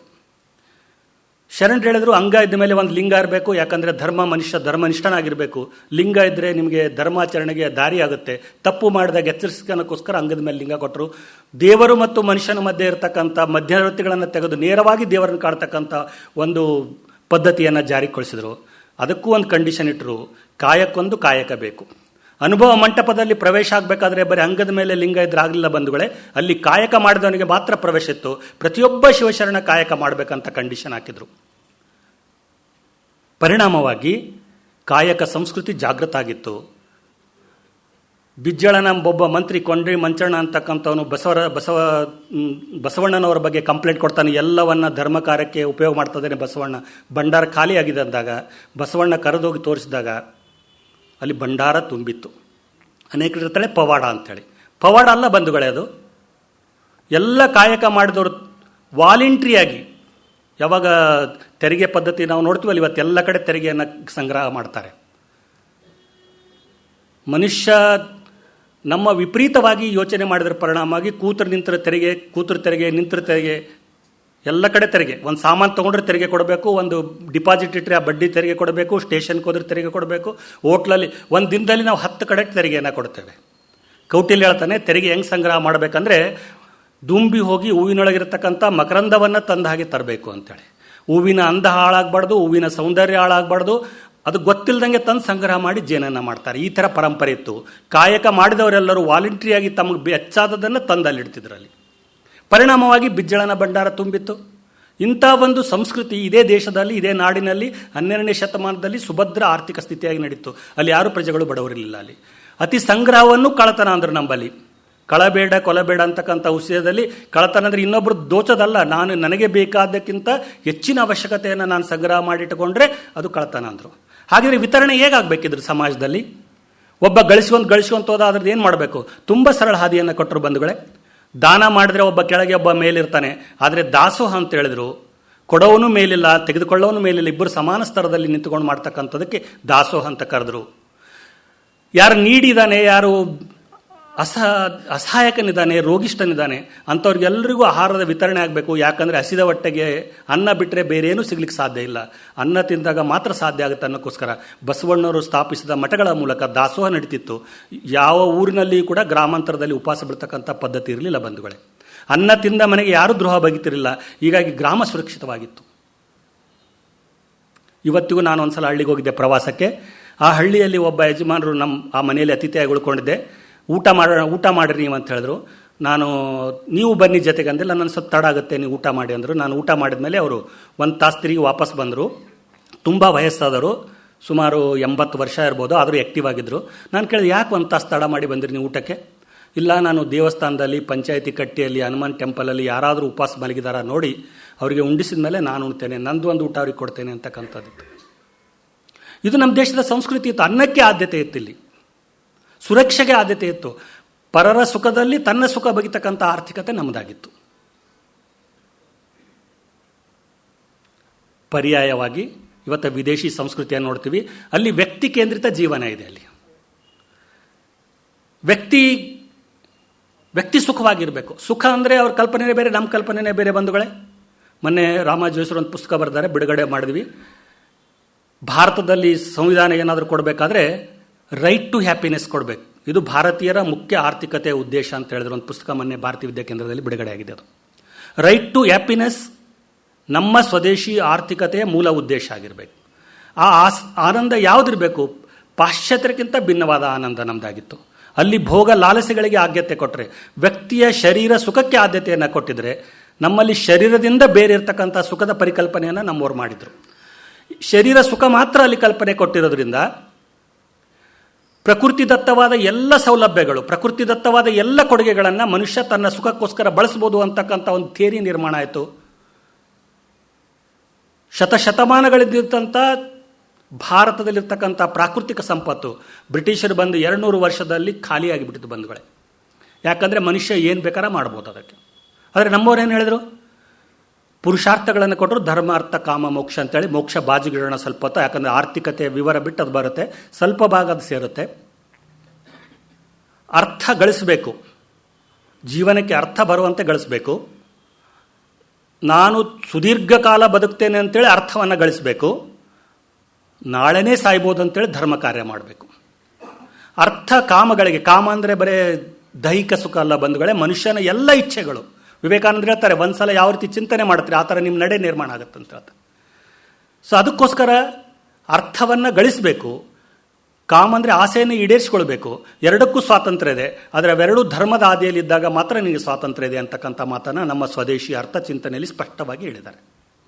ಆದರೆ ಪಾಶ್ಚಾತ್ಯರಲ್ಲಿ ಆಗಿಲ್ಲ. ಅಲ್ಲಿ ಕಾರಣ ಅಂದರೆ ಅವ್ರ ಯೋಚನೆಯೇ ಬೇರೆ, ಅವ್ರ ಎಕನಾಮಿಕ್ಸೇ ಬೇರೆ. ಅಲ್ಲಿ ಇವತ್ತು ಎಷ್ಟು ನಾವು ಭ್ರಮಿತರಾಗಿದ್ದೀವಿ ಅಂದರೆ, ಸುಮ್ಮನೆ ಮಧ್ಯೆ ಒಂದು ಉದಾಹರಣೆ ಹೇಳಬೇಕಂದ್ರೆ, ಕ್ರಿಕೆಟ್, ವಿಶ್ವಕಪ್ ಕ್ರಿಕೆಟ್ ಅಂತ ನಾವು ಹೇಳ್ತೇವೆ. ನಾವು ವಿಶ್ವಕಪ್ ಕ್ರಿಕೆಟ್ ಅಂದರೆ 13 ದೇಶಗಳು ಮಾತ್ರ ಆಡ್ತವೆ. ಈಗ ಮೊದಲು ಶುರುವಾಗಿದ್ದ 5-6 ರಾಷ್ಟ್ರಗಳು, ಯಾವ ಬ್ರಿಟಿಷರಿಂದ ಆಳಲ್ಪಟ್ಟಿದ್ದು, ಬ್ರಿಟಿಷ್ ವಸಾಹತು ಸಹಾಯಗಳದ್ದು, ಅವು ಆಡ್ತಕ್ಕಂಥ 13 ದೇಶಗಳಿಗೆ ವಿಶ್ವಕಪ್ ಅಂದ್ರೆ ಅವರಂದ್ರು, ನಾವು ಅದನ್ನು ಭ್ರಮಿತರಾಗಿ ಒಪ್ಪಿಕೊಂಡಿದ್ದೇವೆ. ಈಗ ಎಕ್ಸ್ಪೆಂಡಿಚರ್ ಓರಿಯೆಂಟೆಡ್ ಎಕಾನಮಿ ಅಮೆರಿಕದವ್ರು ಶುರು ಮಾಡಿದ್ರು. ಹೆಚ್ಚು ಖರ್ಚು ಮಾಡಿದವನು ಶ್ರೀಮಂತ, ನಂಬಲ್ಲಿ ಹೆಚ್ಚು ಉಳಿಸಿದವನು ಶ್ರೀಮಂತ ನಂಬಲ್ಲಿ. ಆದರೆ ಅಲ್ಲಿ ಹೆಚ್ಚು ಖರ್ಚು ಮಾಡಿದವನು ಶ್ರೀಮಂತ. ಕಿಸೆ ತುಂಬ 2 ಕಿಸೆ ತುಂಬ ಕ್ರೆಡಿಟ್ ಕಾರ್ಡ್ ಇಟ್ಕೊಂಡು ಓಡಾಡ್ತಾನೆ ಅವನು. ಪ್ರತಿನಿತ್ಯ ಜಪಾನಿಂದ ಟ್ರಿಲಿಯನ್ ಸಾಲ ತಗೋತೆ. ಜಪಾನ್ದವ್ರು ಪ್ರಾರ್ಥನೆ ಮಾಡ್ತಾರೆ ಅಮೆರಿಕಕ್ಕೆ ಏನೂ ಆಗೋದಿರಲಿ ಅಂತ, ಯಾಕಂದ್ರೆ ಸಾಲ ತೊಗೊಂಡು ಕಾಯ್ಕೋಬೇಕಲ್ಲ. ಈಗ ಬಡ್ಡಿ ಕೊಟ್ಟರಿಗೆ ಗೊತ್ತಿರುತ್ತೆ, ಅವ್ನು ದಿನ ಅವ್ನ ಮನೆಗೆ ಹೋಗಿ ನೋಡಿ ಬರ್ತಾನೆ, ಬದುಕೇನೋ ಸತ್ತಾನಂತೇಳಿ. ಯಾವಾಗ ಮುಳುಗ್ತಾನಂತ ಗೊತ್ತಿರಂಗಿಲ್ಲ ಅವನು. ಸಾಲ ಮಾಡಿ, ನಂಬಲ್ಲಿ ಚಾರ್ವಾಕ ಹೇಳಿದ್ದ, ಸಾಲ ಮಾಡಿ ತುಪ್ಪ ತಿನ್ನು ಅಂತೇಳಿ. ಅದನ್ನು ಅಮೆರಿಕ ನಮ್ಗಿಂತ ಜಾಸ್ತಿ ಚೆನ್ನಾಗಿ ಅಳವಡಿಸಿಕೊಂಡಿದೆ. ಇವತ್ತು ಸಾಲದಲ್ಲಿ ಮುಳುಗಿದು ಕೂಡ ನಾವೆಲ್ಲರೂ ಅದಕ್ಕೆ ಒಪ್ಪಿಕೊಂಡಿದ್ದೇವೆ, ಶ್ರೀಮಂತ ರಾಷ್ಟ್ರ, ಪ್ರಬಲ ರಾಷ್ಟ್ರ ಅಂತ ಒಪ್ಪಿಕೊಂಡಿದ್ದೇವೆ. ವೈಚಾರಿಕ ಚಿಂತನೆಯಲ್ಲೇ ಗಡಿಬಿಡಿ ಮಾಡಿದ್ದಾರೆ ಅವರು. ಹೇಗಾಯ್ತಿದು? ಮಾನ್ಯ ದತ್ತೋಪಂತ ಟೆಂಗಡಿಜಿಯವರು ಭಾರತೀಯ ಮಜ್ದೂರ್ ಸಂಘ ಮತ್ತು ಸ್ವದೇಶಿ ಜಾಗರಣ ಮಂಚದ ನಮ್ಮ ಸಂಘದ ಹಿರಿಯ ಜ್ಯೇಷ್ಠ ಕಾರ್ಯಕರ್ತರು ಒಂದು ಮಾತು ಹೇಳ್ತಾರೆ. ಎಲ್ಲ ದೇಶಗಳಿಗೆ ಪ್ರಶ್ನೆ ಪತ್ರಿಕೆಗಳನ್ನು ಬೇರೆ ಬೇರೆ ಕೊಟ್ಟಿರ್ತಾರೆ. ಬ್ಯಾಂಕ್ ಎಕ್ಸಾಮ್ ಓದ್ ಮಕ್ಕಳಿಗೆಲ್ಲ ಗೊತ್ತಿರುತ್ತೆ, 1, 2, 3, 4. ಹಿಂದಿನ ನಾವು ಕಾಪಿ ಮಾಡಿದರೆ ಒಂದನೇ ಉತ್ತರ ಅವನಿಗೆ ಹೋಗಿರುತ್ತೆ. ಅದು ಕಾಪಿ ಮಾಡ್ಲಿಕ್ಕೆ ಬರಂಗಿಲ್ಲ. ಅದು ಕಾಪಿ ಮಾಡಿದ್ರೆ ಫೇಲ್ ಆಗ್ತೀರಿ. 70 ವರ್ಷದಿಂದ ಅದನ್ನೇ ಮಾಡಿದ್ರಿ ನೀವು. ಸ್ವಲ್ಪ ದಿನ ಬಂಡವಾಳಶಾಹಿಯಿಂದ ಓದ್ರಿ, ಸ್ವಲ್ಪ ದಿನ ಸಮಾಜವಾದಿ ಶಾಹಿಗಳಿಂದ ಓದ್ರಿ. ಅದಕ್ಕೋಸ್ಕರ ನೀವು ಭಾರತವಾಗಿ ಉಳಿಲಿಲ್ಲ ಬಂಧುಗಳೇ. ಇದು ನಮ್ಗೆ ಗೊತ್ತಿಲ್ಲ ಅಂತಿಲ್ಲ, ನಮ್ಮ ಆರ್ಥಿಕ ತಜ್ಞರಿಗೆ ಗೊತ್ತಿಲ್ಲ ಅಂತ ಇಲ್ಲ. ಆದರೆ ಆಗಿನ ರಾಜಕೀಯ ನಾಯಕರ ವಿಚಾರಧಾರೆಯ ಪರವಾಗಿ ಇದನ್ನ ಹತ್ತಿದ್ರೆ ನಾವು ಬೇಗ ಹೋಗ್ಬೋದು.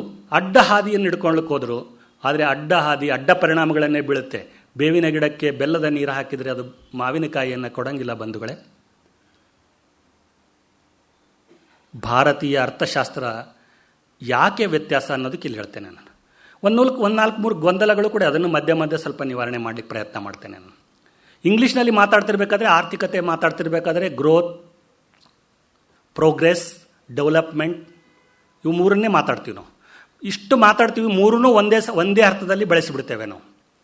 ಪಾಶ್ಚಾತ್ಯ ಅರ್ಥಶಾಸ್ತ್ರಜ್ಞ ಇದನ್ನು ಡಿಫ್ರೆನ್ಷಿಯೇಟ್ ಮಾಡಲಿಕ್ಕೆ ಅವ್ರ ಹತ್ರ ಇಲ್ಲನೇ ಇಲ್ಲ ಏನು. ಗ್ರೋತ್ ಅಂದರೆ ನಮಗೆಲ್ಲ ಗೊತ್ತಿದೆ. ಒಂದು ಮಗು ಹುಟ್ಟಿತು, ವರ್ಷ ಆದಂಗೆ ತಾನೇ ಬೆಳ್ಕೊಂತ ಹೋಗ್ತದೆ. ಅದಕ್ಕೆ ನಾವೇನು ಮಾಡಬೇಕಾಗಿಲ್ಲ. ಅದಕ್ಕೆ ಒಂದು ಗಿಡ ಹಚ್ಚಿದ್ವಿ, ವರ್ಷ 4-5 ವರ್ಷ ಆದಮೇಲೆ ತಾನೇ ದೊಡ್ಡದಾಗುತ್ತೆ. ಪ್ರೋಗ್ರೆಸ್ ಅಂದರೆ ಸ್ವಲ್ಪ ಇನ್ಪುಟ್ ಹಾಕಬೇಕು. ಅದಕ್ಕೆ ಅಂದರೆ ನೀರು ಹಾಕಬೇಕು, ಒಂದು ಸ್ವಲ್ಪ ಗೊಬ್ಬರ ಹಾಕಬೇಕು, ಮಗುವಿಗೆ ಆರೈಕೆ ಮಾಡಬೇಕು, ಆಹಾರ ಉಣಿಸ್ಬೇಕು, ಸ್ವಲ್ಪ ಅದರಲ್ಲಿ ಮೈಕೈ ತುಂಬ್ಕೊಂಡು ಬರುತ್ತೆ, ಚಂದ ಕಾಣುತ್ತೆ ನೋಡಲಿಕ್ಕೆ. ಡೆವಲಪ್ಮೆಂಟ್ ಇದು ಡೆವಲಪ್ಮೆಂಟು ಇದು ಸಾಧಾರಣವಾಗಿ ಸಮೂಹದ ನಡವಳಿಕೆ, ಅಂದರೆ ಏರಿಯಾ ಕುರಿತಾಗಿ ಯೋಚನೆ ಮಾಡ್ತಕ್ಕಂಥದ್ದಿದೆ. ಆದರೆ ಪಾಶ್ಚಾತ್ಯರು ಗ್ರೋತ್ ಮತ್ತು ಪ್ರೋಗ್ರೆಸ್ಗೆ ಗಮನ ಕೊಟ್ಟರು, ಸಮೂಹದ ಬಗ್ಗೆ ಚಿಂತನೆಯನ್ನು ಬಹಳ ಕಡಿಮೆ ಮಾಡಿದರು. ನಮ್ಮಲ್ಲಿ ಇವು 3 ಬರ್ತದಂಥದ್ದು ಒಂದು ವಿಕಾಸ ಅಂತಿದೆ. ಇಂಗ್ಲೀಷ್ನಲ್ಲಿ ಅದಕ್ಕೆ ಪರ್ಯಾಯ ಪದ ಇಲ್ಲ. ವಿಕಾಸ ಅಂದರೆ ಮನುಷ್ಯನ ಸರ್ವಾಂಗೀಣ ಸರ್ವ ಅಂಗಗಳ ಅಭಿವೃದ್ಧಿ ಆಗುತ್ತೋ, ಅಂದರೆ ಕಣ್ಣಲ್ಲಿ ಕೈಯಲ್ಲಿ ಯಾವುದ್ಯಾವುದು ದೃಷ್ಟಿ ಏನೇನು ಕೆಲಸ ಮಾಡಬೇಕು ಎಲ್ಲ ಕೆಲಸ ಮಾಡಬೇಕು. ಅದಕ್ಕೆ ಸಮಗ್ರ ವಿಕಾಸ ಅಂದರೆ ಹೆಲ್ದಿ ಮನುಷ್ಯ, ಮಾನಸಿಕವಾಗಿ, ದೈಹಿಕವಾಗಿ, ಆಧ್ಯಾತ್ಮಿಕ ಎಲ್ಲ ದೃಷ್ಟಿಯಿಂದ ಇದ್ದವನಿಗೆ ಅವನಿಗೆ ವಿಕಾಸಗೊಂಡಂಥ ಮನುಷ್ಯ ಅಂತ ಹೇಳ್ತೀವಿ ನಾವು. ಅದಕ್ಕೆ 10 ಅವತಾರಗಳಾದ ಮೇಲೆ ನಾವೇನು ಬಂದಿದ್ದೀವಿ, ವಿಕಾಸಗೊಂಡ ಮನುಷ್ಯ ಅಂತೇಳಿ ಕರೀತಾರೆ. ಆದರೆ ಪಾಶ್ಚಾತ್ಯರ ವಿಕಾಸದ ಪರಿಕಲ್ಪನೆ ಇಲ್ಲ. ಯಾಕಂದರೆ ಅಲ್ಲಿ ಆಧ್ಯಾತ್ಮ ಅನ್ನೋದು ಇಲ್ಲೇ ಅಲ್ಲ ಅವರಿಗೆ. ವ್ಯಕ್ತಿ ಸುಖವಾಗಿದ್ದರೆ ಸಾಕು. ಅದಕ್ಕೋಸ್ಕರ ವ್ಯಕ್ತಿ ಸುತ್ತರೆ ಶುರುವಾಗಿದೆ. ಮಕ್ಕಳು ಹುಟ್ಟಿದ ಕೂಡಲೇ ಬೇಬಿ ಸಿಟ್ಟಿಂಗ್ ಸೆಂಟ್ರಿಗೆ ಕಳಿಸ್ತಾರೆ, ದೊಡ್ಡವರಾದ ಕೂಡಲೇ ವೃದ್ಧಾಶ್ರಮಕ್ಕೆ ಕಳಿಸ್ತಾರೆ. ಚೆನ್ನಾಗಿರುವವರಿಗೆ ಚೆನ್ನಾಗಿರಬೇಕು, ಇಲ್ಲಾಂದರೆ ಇಲ್ಲ. ಅವರ ಆರ್ಥಿಕತೆಯ ಪರಿಕಲ್ಪನೆಯಲ್ಲಿ ನಾವೆಲ್ಲ ಡಿಮ್ಯಾಂಡ್ ಆ್ಯಂಡ್ ಸಪ್ಲೈ ಎಲ್ಲ ಕಲ್ತಿದ್ದೇವೆ ನಾವು. ಡಿಮ್ಯಾಂಡು ಸಪ್ಲೈ ಜಾಸ್ತಿ ಇದ್ದಾಗ, ಡಿಮ್ಯಾಂಡ್ ಜಾಸ್ತಿ ಇದ್ದಾಗ ಸಪ್ಲೈ ಕಡಿಮೆ ಇದ್ದಾಗ ಬೆಲೆ ಏರಿಕೆ ಆಗುತ್ತೆ. ಸಪ್ಲೈ ಜಾಸ್ತಿ ಆದಾಗ ಡಿಮ್ಯಾಂಡ್ ಕಡಿಮೆ ಇದ್ದಾಗ ಬೆಲೆ ಇಳುತ್ತೆ. ಎರಡೂ ಸಮಾನ ಇದ್ದಾಗ ಬೆಲೆ ಏರಿಕೆ ಏನಾಗುತ್ತೆ? ಇದಕ್ಕೆ ಉತ್ತರ ಕೊಡೋದು ಅವ್ರಿಗೆ ಕಷ್ಟ ಆಗುತ್ತೆ. ಮತ್ತೇನಾದರೂ ರೀಸನ್ ಕೊಡ್ತಾರೆ ಅವರು. ಅವರಿಗೆ ಉತ್ತರ ಇಲ್ಲ. ಒಂದು ಜಿಲೇಬಿ ತಿಂದಾಗ ಏನು ಡಿಮ್ಯಾಂಡ್ ಇರುತ್ತೆ, ಏನು ರುಚಿ ಇರುತ್ತೆ, 10 ಜಿಲೇಬಿ ತಿಂದ ಮೇಲೆ ಅದೇ ರುಚಿ ಇರುತ್ತಾ ಅಂತ ಅನ್ನೋದ್ರ ಬಗ್ಗೆ ಡಿಮ್ಯಾಂಡ್ ಅವ್ರ ಬಳಿ ಇಲ್ಲ. ಅವರು ಸಿನಿಮಾ ಹಾಡು ನಾವೆಲ್ಲ ಕೇಳಿದ್ದೇವೆ. ಬೇಲ್ಪುರಿ ಕಾಯಂಗೆ ತೀರಿ ನಾನಿ ಮರಗಾಯ್ತು ಕ್ಯಾ ಹುವಾ ಅಂತೇಳಿ ಹಾಡು ಕೇಳಿದಿವೆ. ಅದಕ್ಕೆ ತಿನ್ಕೊಂಡು ತಿರುಗಾಡ್ತಾರೆ, ಯಾರು ಸತ್ರು ಯಾರು ಬಿಡಲಿ. ಭಾರತೀಯ ಪರಿಕಲ್ಪನೆಯಲ್ಲಿ ಮನಸ್ಸು ಒಂದಿದೆ, ಅದು ವಿಕಾಸಕ್ಕೆ ಸೇರುತ್ತೆ ಬಂಧುಗಳೇ. ನಮ್ಮ ಮನೆಯಲ್ಲೆಲ್ಲ ದೊಡ್ಡ ಫಂಕ್ಷನ್ ಇತ್ತು, ಊಟ ಷಡ್ರಸಾನ್ನ ಭೋಜನಗಳು ತಂದಿಟ್ಟರು.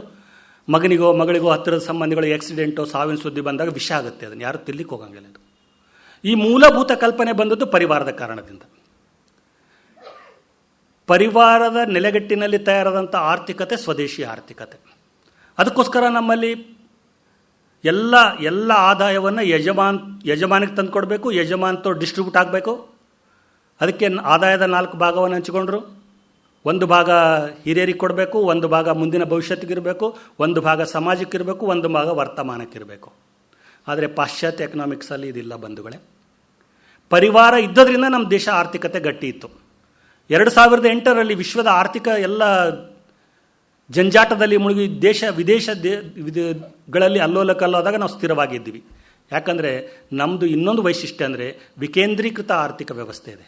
ಸೆಂಟ್ರಲೈಸ್ಡ್ ಆರ್ಥಿಕತೆ ಇರಲಿಲ್ಲ ನಮ್ಮದು. ಒಂದು ಗ್ರಾಮ ಒಂದು ದೇಶವಾಗಿ ಇರ್ತಿತ್ತು. ಇನ್ನೊಂದು ದೇಶದ ಬಗ್ಗೆ, ಇನ್ನೊಂದು ಗ್ರಾಮದ ಬಗ್ಗೆ ಏನಾದರೂ ಹೆಚ್ಚು ಕಡಿಮೆ ಆದರೆ ಅವ್ರಿಗೆ ಸಪೋರ್ಟ್ ಮಾಡೋಷ್ಟು ಶಕ್ತಿ ನಮ್ಮ ಒಂದು ಗ್ರಾಮದಲ್ಲಿ ಇರ್ತಿತ್ತು.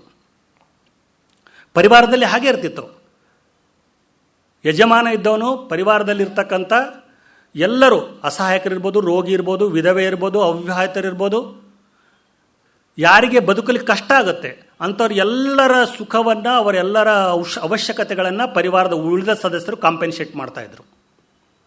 ಪರಿಣಾಮವಾಗಿ ಸರ್ಕಾರಕ್ಕೆ ಸೋಷಿಯಲ್ ಬಜೆಟ್ ಇದರ ಅವಶ್ಯಕತೆ ಇರಲಿಲ್ಲ. ಇದಕ್ಕೆ ಮಕ್ಕಳ ಭಾಗ್ಯ, ತಾಯಿ ಭಾಗ್ಯ, ತಾಳಿ ಭಾಗ್ಯ, ಇವು ಯಾವ ಭಾಗ್ಯಗಳ ಅವಶ್ಯಕತೆ ಇರಲಿಲ್ಲ. ಆದರೆ ಅಮೆರಿಕದಲ್ಲಿ 65% ಸೋಷಿಯಲ್ ಬಜೆಟ್ ಇದೆ ಬಂಧುಗಳೇ, ನಮ್ಮಲ್ಲಿ 5% ಮಾತ್ರ. ಆದರೆ ಸರ್ಕಾರದ ಎಲ್ಲ ನೀತಿಗಳು ಯಾವುದು ಸಮಾಜಕ್ಕೆ ಸಪೋರ್ಟಿವ್ ಆಗಿರಬೇಕು, ಪರಿವಾರಕ್ಕೆ ಸಪೋರ್ಟ್ ಆಗಿರಬೇಕು, ನಮ್ಮ ದೇಶದ ಅರ್ಥವ್ಯವಸ್ಥೆಯನ್ನು ಬಲಿಷ್ಠಗೊಳಿಸಬೇಕು, ಅದರ ವೈರುಧ್ಯವಾಗಿ ಇದೆ. ಹೇಳೋದೊಂದು ಮಾಡೋದೊಂದು. ಪಾಶ್ಚಾತ್ಯದಲ್ಲಿ ವೈರುಧ್ಯಗಳು ಬಹಳ ತುಂಬ ಇದೆ. ನಾವೆಲ್ಲ ನೋಡಿದ್ವಿ, ಟಿ ವಿಯಲ್ಲಿ ಅಡ್ವರ್ಟೈಸ್ಮೆಂಟ್ ನೋಡ್ತೀವಿ ನಾವು.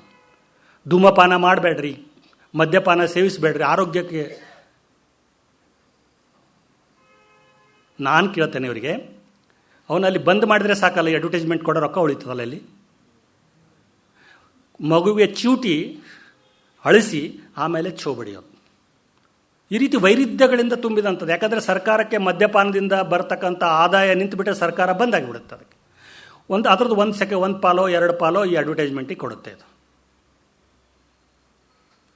ನಮ್ದು ಆಗಿರಲಿಲ್ಲ ಬಂಧುಗಳೇ. ನಮ್ಮದು ವಾಸ್ತವವಾಗಿ ಜೀವನಕ್ಕೇನು ಅವಶ್ಯಕತೆ ಇದೆ ಆ ಅರ್ಥವ್ಯವಸ್ಥೆ ನಮ್ಮದಾಗಿತ್ತು. ವೈರುಧ್ಯಗಳನ್ನೋದು ಇರಲಿಲ್ಲ ಅಲ್ಲಿ. ಹೇಳಿದಂತೆ ಮಾಡಬೇಕು, ನುಡಿದಂತೆ ನಡಿಬೇಕು. ಅದಕ್ಕೆ ನಾನು ಮುಂಚೆ ಹೇಳಿದೆ, ಆರ್ಥಿಕತೆ ನಿರ್ಮಾಣ ಆಗೋದು ಮನುಷ್ಯನ ಸಮಾಜದ ವೈಯಕ್ತಿಕ ನಡವಳಿಕೆಗಳಿಂದ. ನಾವು ಪೈಜಾಮ, ಪ್ಯಾಂಟು, ಶರ್ಟ್, ಲುಂಗಿ ಇವೆಲ್ಲ ಉಡಬೇಕಾದ್ರೆ ನಮ್ಮ ಆರ್ಥಿಕತೆ ಸಬುದ್ರ ಆಗುತ್ತೆ. ಯಾಕಂದರೆ ಗ್ರಾಮದ ಆರ್ಥಿಕತೆ ಹೊರಗಿಂದ ತರ್ತಿದ್ದಿಲ್ಲ. ನಾವು ಮ್ಯಾಂಚೆಸ್ಟರಿಂದ ಎಲ್ಲೋ ಬಟ್ಟೆ ತರ್ತಿರ್ಲಿಲ್ಲ. ನಮ್ಮ ಊರಿನಲ್ಲಿರ್ತಕ್ಕಂಥ ಒಬ್ಬ ನೇಕಾರ ಅದನ್ನು ನೇಯ್ತಿದ್ದ, ನಮ್ಮ ಊರಿನಲ್ಲಿರ್ತಕ್ಕಂಥ ಒಬ್ಬ ಚಮ್ಮಾರ ಅದನ್ನು ನಮ್ಗೆ ಕೊಡ್ತಿದ್ದ. ಅಲ್ಲಲ್ಲೇ ಎಕ್ಸ್ಚೇಂಜ್ ಆಗ್ತಿತ್ತು. ಪರಿಣಾಮವಾಗಿ ಗ್ರಾಮದ ಆರ್ಥಿಕ ಸದೃಢವಾಗಿತ್ತು. ಉದಾಹರಣೆ ಹೇಳಬೇಕಪ್ಪ ಅಂದರೆ ನಿಮಗೆ, ಒಬ್ಬ ಚಮ್ಮಾರನ ಹತ್ರ ಒಂದು ಜೋಡಿ ಚಪ್ಪಲಿ ತೊಗೊಂಡ್ರೆ ₹100, ₹120 ಕೊಟ್ಟು ನಾವು ಚಪ್ಪಲಿ ತೊಗೊಂಡ್ರೆ ಆ ₹100 ಒಂದು ದಿನದ ಆ ಪರಿವಾರಕ್ಕೆ ಊಟ ಕೊಡುತ್ತೆ ಬಂಧುಗಳೇ. ಅದು ಅವನು ಚಮ್ಮಾರ ಹೋಗಿ ಕಿರಾಣಿ ದುಕಾನ್ ಅಂದರೆ ದಿನಸಿ ದುಕಾನಕ್ಕೆ ಹೋಗಿ ಸಾಮಾನು ತರ್ತಾನೆ. ದಿನಸಿ ಅವನು ಮತ್ತೆ ರೈತರ ಹತ್ರ ಸಾಮಗ್ರಿ ತೊಗೊತಾನೆ, ರೈತ ಕೂಲಿ ಕಾರ್ಮಿಕ ಕೊಡ್ತಾನೆ. ₹100 ಸರ್ಕ್ಯುಲೇಷನ್ ಆಗಿ ಒಂದು ₹100 ಬೆಲೆ ₹500 ಆಗುತ್ತೆ ಅದು. ಆದರೆ ನಾವು ಬಾಟಾ ಕಂಪ್ನಿಯಲ್ಲಿ ₹100 ಕೊಟ್ಟು ತೊಗೊಂಡ್ರೆ ಸೀದಾ ₹100 ಅಮೆರಿಕಕ್ಕೆ ಹೋಗಿ ಜಮಾ ಆಗುತ್ತೆ. ಬಹು ಆಯಾಮಿ ಆರ್ಥಿಕತೆ ನಮ್ಮದಾಗಿತ್ತು. ಯಾವ ರೀತಿ ತಾಯಿ ಪರಿವಾರವನ್ನು ನೋಡ್ತಾಳೆ, ಊಟ ಕೊಡಬೇಕಾದ್ರೆ ಎಲ್ಲರಿಗೂ ಸಮಾನ, ಹೇಳ್ತಾರೆ ಸೋಷಿಯಲಿಸಮಲ್ಲಿ ಎಲ್ಲರಿಗೂ ಸಮಾನ ಹಂಚಿಬಿಡ್ಬೇಕು ಅಂತೇಳಿ. ತಾಯಿ ಬೈ ಚಾನ್ಸ್ ಮನೆಯಾಗಿದ್ದಂಥ, ಈ ಮಕ್ಕಳೇ ಕಡಿಮೆ ಬಿಡಿ, ಅವಾಗ 8-10 ಮಕ್ಕಳು ಇರ್ತಿದ್ರು, ಹಂಚಲಿಕ್ಕೆ ತ್ರಾಸ ಆಗ್ತಿದ್ರು. ಅದೇ ಒಂದೀಗ ಎಲ್ಲ ಮಕ್ಕಳಿಗೂ 4 ರೊಟ್ಟಿ ಕೊಟ್ಬಿಟ್ಟಿದ್ರೆ ಅಶಕ್ತನಿಗೆ 4 ರೊಟ್ಟಿ ಅಜೀರ್ಣ ಆಗುತ್ತೆ, ಶಕ್ತನಿಗೆ 4 ರೊಟ್ಟಿ ಕಡಿಮೆ ಬೀಳುತ್ತೆ. ನಮ್ಮ ಆರ್ಥಿಕತೆಯಲ್ಲಿ ಅದು ಹೇಳಿದ ಅವಶ್ಯಕತೆಗಳಿರ್ತಕ್ಕಂಥದ್ದು, ಪ್ರದೇಶದ ಅವಶ್ಯಕತೆಗಳಿರ್ತಕ್ಕಂಥ ರೀತಿಯಲ್ಲಿ ಆರ್ಥಿಕ ಸಂಪನ್ಮೂಲಗಳ ಹಂಚಿಕೆ ಆಗಬೇಕು. ಯಾರಿಗೆ ಎಷ್ಟಾಗಬೇಕು ಅಷ್ಟನ್ನೇ ಕೊಡಬೇಕು. ಅದು ಸ್ಥಿರ ಇರಬೇಕು. ನಮಗೆಲ್ಲ ನೆನಪಿದೆ, ಯಾರು 20-30 ವರ್ಷ ರೋಡ್ ಮಾಡಿದ್ರೆ ಒಂದು 10-20 ವರ್ಷ ಆ ರೋಡಿನ ಕಡೆ ಎಕ್ಸ್ಪೆಂಡಿಚರ್ ನೋಡೋ ಅವಶ್ಯಕತೆ ಇರಲಿಲ್ಲ. ಈಗ ಪ್ರತಿ ವರ್ಷ ರೋಡ್ ರಿಪೇರಿ ಆಗುತ್ತೆ, ಪ್ರತಿ ವರ್ಷ ಅಲ್ಲೇ ಖರ್ಚಾಗುತ್ತೆ, ಸಿಟಿಯಲ್ಲೇ ಖರ್ಚಾಗುತ್ತೆ, ಸಿಟಿಯಲ್ಲಿ ರಿಪೇರಿ ಆಗ್ತಾನೆ ಇರ್ತದೆ ರೋಡು, ಹಳ್ಳಿಯಲ್ಲಿ ಹಾಗೆ ಇರುತ್ತೆ. ನಗರಗಳ ಇರ್ತಕ್ಕಂಥ ದೃಷ್ಟಿಯಿಂದ ನಾನು ನಗರಗಳು ಉತ್ಥಾನ ಆಗೋದು ತಪ್ಪಂತ ಹೇಳಂಗಿಲ್ಲ, ಅವಶ್ಯಕತೆಗೆ ಇರ್ಬೋದು. ಆದರೆ ಎಟ್ ದಿ ಕಾಸ್ಟ್ ಆಫ್ ಗ್ರಾಮೀಣ ಪ್ರದೇಶದ ಮೇಲೆ ನಗರಗಳಿಗೆ ಕೊಡ್ತಾ ಇರ್ತಾರಲ್ಲ, ಅದು ಸಮಾನ ಹಂಚಿಕೆ ಆಗಲಿ, ಸಮಾನ ಹಂಚಿಕೆ ಆಗಬೇಕಿದು.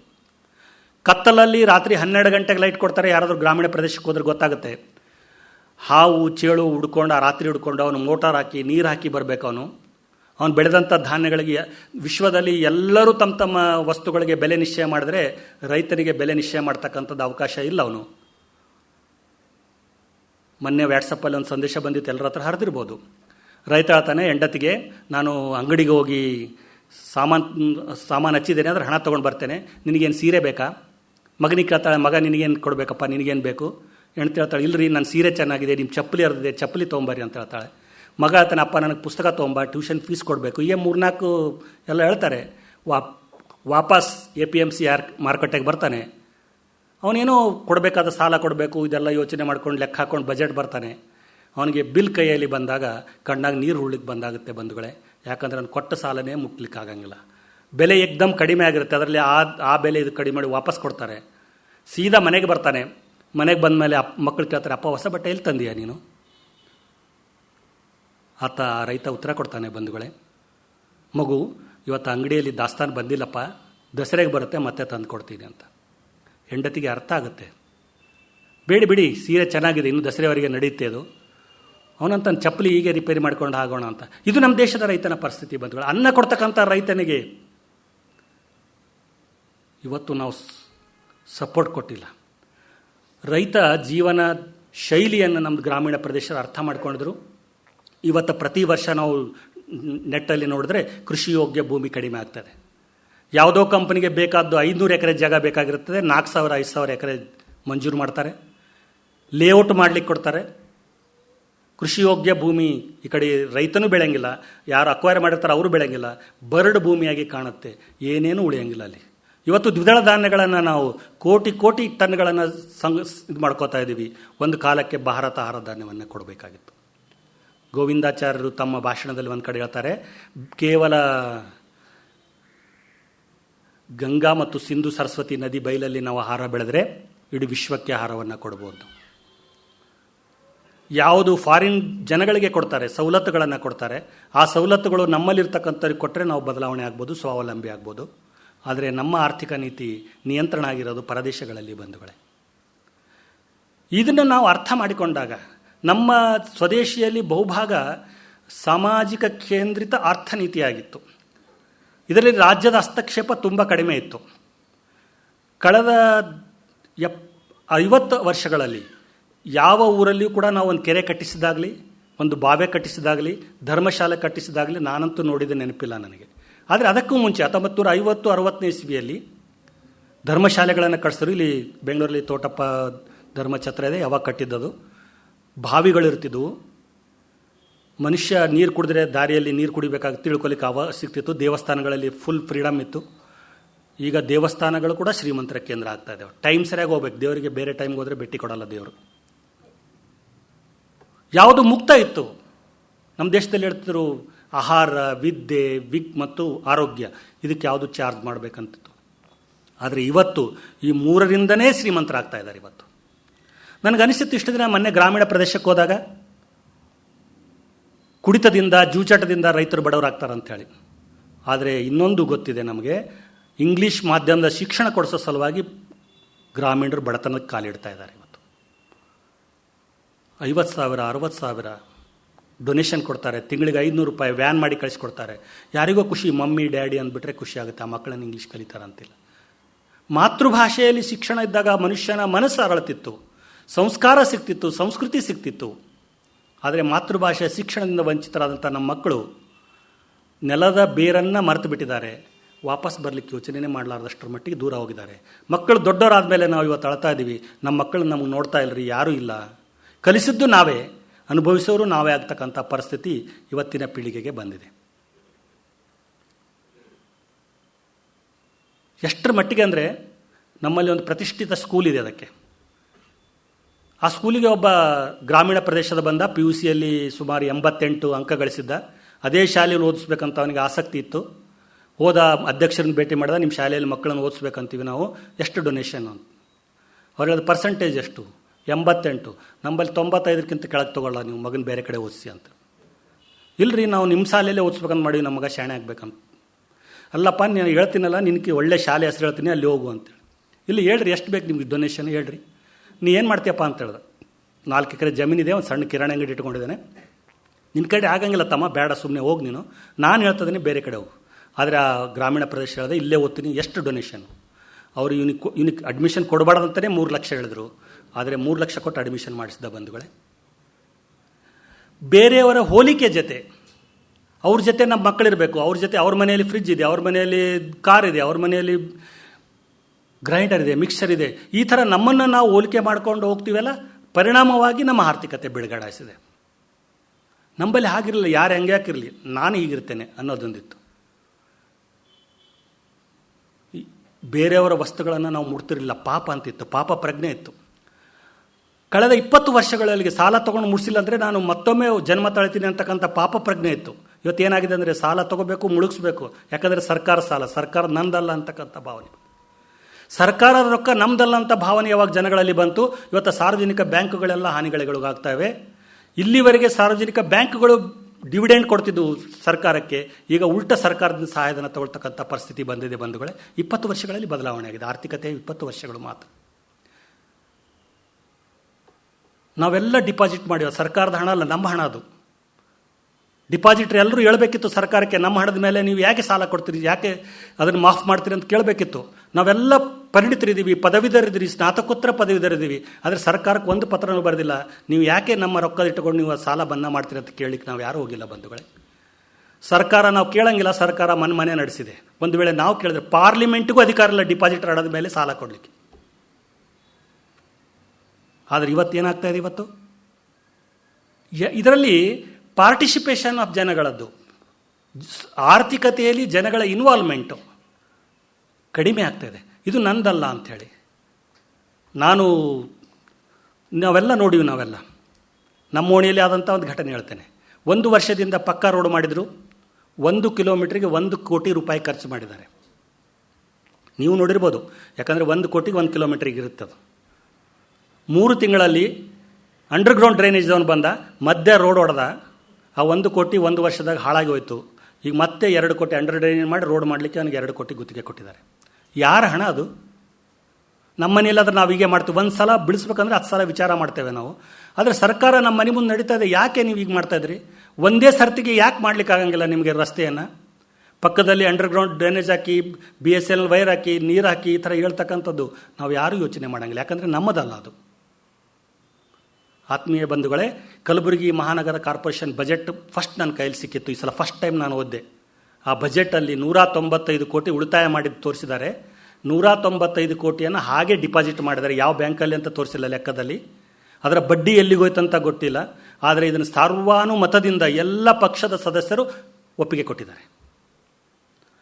ಅವರೇನು ಮುಚ್ಚಿಟ್ಟು ಮಾಡ್ತಾ ಇಲ್ಲ ಬಂಧುಗಳೇ, ನಮ್ಮ ಕಣ್ಣು ಮುಂದೆ ಕಣ್ಣು ಕಟ್ಟಿ ಏನೋ ಹೊಡಿತಾ ಇಲ್ಲ, ಓಪನ್ ಆಗಿ. ಆದರೆ ಪ್ರಜ್ಞಾವಂತ ಅಂತಕ್ಕಂಥ ಸಮಾಜ ಸ್ವದೇಶಿ ಆರ್ಥಿಕತೆಯಲ್ಲಿ, ಅಂದರೆ ನಮ್ಮ ಗ್ರಾಮದ ಆರ್ಥಿಕತೆಯಲ್ಲಿ, ನಮ್ಮ ನಗರದ ಆರ್ಥಿಕತೆಯಲ್ಲಿ, ನಮ್ಮ ಜಿಲ್ಲೆಯ ಆರ್ಥಿಕತೆಯಲ್ಲಿ ನಾವು ಭಾಗವಹಿಸಿಲ್ಲ. ಭಾರತದ ಆರ್ಥಿಕತೆ ಗ್ರಾಮದಿಂದ ದಿಲ್ಲಿಗೆ ಹೋಗಬೇಕಾಗಿತ್ತು.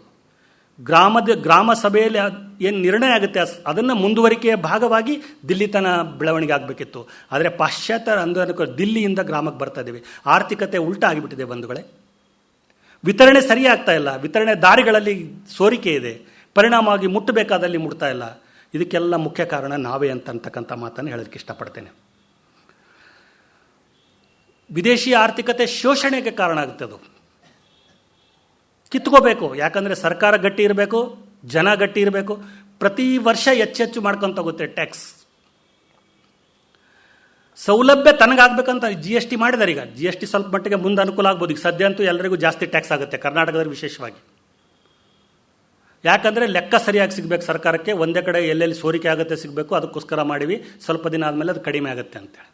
ಕೆಲವು ರಾಜ್ಯಗಳಿಗೆ ಒಳ್ಳೆಯದಾಗುತ್ತೆ, ಯಾವುದು ಕಡಿಮೆ ಬೀಳುತ್ತೆ ಅವರಿಗೆಲ್ಲ ಕೇಂದ್ರ ಸರ್ಕಾರ ವಾಪಸ್ ಕೊಡ್ತಾ ಇದೆ. ಆದರೆ ಇದ್ರ ಮೂಲ ಉದ್ದೇಶ ಏನು? ಜನಗಳಿಗೆ ಉಪಯೋಗ ಮಾಡಬೇಕಂತಿಲ್ಲ. ಇದರಲ್ಲಿ ಉತ್ಪಾದಕರಿಗೆ ಉಪಯೋಗ ಮಾಡಬೇಕು, ಸರ್ಕಾರಕ್ಕೆ ಲೆಕ್ಕ ಇಡಲಿಕ್ಕೆ ಉಪಯೋಗ ಆಗಬೇಕು ಅನ್ನೋಕ್ಕೋಸ್ಕರ ಯೋಚನೆ ಮಾಡ್ತಾಯಿದೆ. ಆತ್ಮೀಯ ಬಂಧುಗಳೇ, ಈ ದೃಷ್ಟಿಯಿಂದ ಕೂಡ ನಾವು ಯೋಚನೆ ಮಾಡಬೇಕು, ಸರ್ಕಾರ ಯಾಕೆ ಶೋಷಣೆ ಮಾಡ್ತಾ ಇದೆ ಅಂತೇಳಿ. ಅದಕ್ಕೋಸ್ಕರ ಕೇಂದ್ರ ಬಜೆಟ್ ಮಂಡನೆ ಆದ ಕೂಡಲೇ ಎಲ್ಲರ ದೃಷ್ಟಿ ಆದಾಯ ತೆರಿಗೆ ಕಡೆ ಇರುತ್ತೆ. ಒಬ್ಬ ಮನುಷ್ಯ ದಾನ ಬಾಣ ಅಂದರೆ, ದೇವಸ್ಥಾನಕ್ಕೆ ಕೊಡಂದ್ರೆ 10,000, 20,000, 50,000, ಲಕ್ಷ ಕೊಡ್ತಾನೆ, ಕಣ್ಣು ಮುಚ್ಚಿ ಕೊಡ್ತಾನೆ, ಯಾರ ಹೆಸರು ಹೇಳಂಗಿಲ್ಲ ಅವನು. ಆದರೆ ತೆರಿಗೆ ಕೊಡಬೇಕಾದ್ರೆ ಒಬ್ಬ ಟ್ಯಾಕ್ಸ್ ಕನ್ಸಲ್ಟೆಂಟ್ ಮಾಡ್ತಾನೆ, ಅವನಿಗೊಂದು 5,000 ರೂಪಾಯಿ ಫೀಸ್ ಕೊಡ್ತಾನೆ, ತೆರಿಗೆ ಉಳಿಸೋ ಸಲ ಪ್ರಯತ್ನ ಮಾಡ್ತಾನೆ. ಭಾರತದಲ್ಲಿ ಆಗಿರಲಿಲ್ಲ ಬಂಧುಗಳೇ. ಸರ್ಕಾರ ಸ್ವನಿಯಂತ್ರಿತವಾಗಿರಬೇಕು. ಈಗ ಹೇಳ್ತಾರೆ ಮೇಲೆ ಮೇಲೆ ಪ್ರಧಾನಮಂತ್ರಿಗಳು, ಸಮಾಜ ಮುಂದೆ ಸರ್ಕಾರ ಹಿಂದಿರಬೇಕು. ವಾಸ್ತವವಾಗಿ ಅದು ಬರಬೇಕು.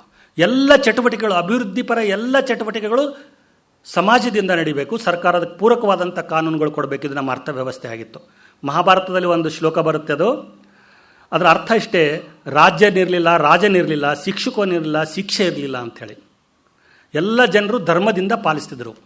ಸೊ ಇದಕ್ಕೋಸ್ಕರ ನಾವು ನೋಡಿ ವಿಜಯನಗರ ಸಾಮ್ರಾಜ್ಯದಲ್ಲಿ ನೋಡ್ತೀವಿ ನಾವು, ಎಲ್ಲ ಕುರುಬುತ್ರಗಳನ್ನೆಲ್ಲ ಅಳದು ಮಾರ್ತಿದ್ರು, ಮನೆಗಳಿಗೆ ಬಾಗಿಲಿರಲಿಲ್ಲ, ಇದೆಲ್ಲ ಸಂಗತಿಗಳನ್ನು ನೋಡಿದ್ವಿ ನಾವು. ನನಗನ್ಸಿತ್ತು ಒಮ್ಮೆಮ್ಮೆ ಇದು ಕಲ್ಪನೆ ಸರಿ ಇಲ್ಲ ಅನಿಸ್ತಿತ್ತು. ಆದರೆ ಯಾವಾಗ ಶನಿ ಸಿಂಗಣಪುರಕ್ಕೆ ಹೋಗಿ ನೋಡಿ ಬಂದೇನ, ಅಲ್ಲಿ ಯಾವುದೇ ಮನೆಗಳಿಗೆ ಬಾಗಿಲಿರಲಿಲ್ಲ. ಅಲ್ಲಿ ಇಷ್ಟು ಧರ್ಮದ ಬಗ್ಗೆ ಎಷ್ಟೆಷ್ಟು ಶ್ರದ್ಧೆಯನ್ನು ಮೂಡಿಸ್ತೀವಿ ಜನಗಳಿಗೆ, ಅವಾಗ ನಮ್ಮ ಅರ್ಥ ಕಾಮ ತಾನೇ ನಿಯಂತ್ರಣಕ್ಕೆ ಬರುತ್ತೆ. ಪಾಶ್ಚಾತ್ಯ ಆರ್ಥಿಕತೆಯಲ್ಲಿ ನೈತಿಕತೆಗಾಗಲಿ ಧರ್ಮಕ್ಕಾಗಲಿ ಜಾಗ ಇಲ್ಲ ಅಲ್ಲಿ. ಭಾರತೀಯ ಆರ್ಥಿಕತೆ ಅವೆರಡನ್ನೂ ಬಿಟ್ಟಿಲ್ಲ ಬಂಧುಗಳೇ. ಆ ದೃಷ್ಟಿಯಿಂದ ನಾವು ಬದುಕುವ ರೀತಿ ಹೇಗೆ?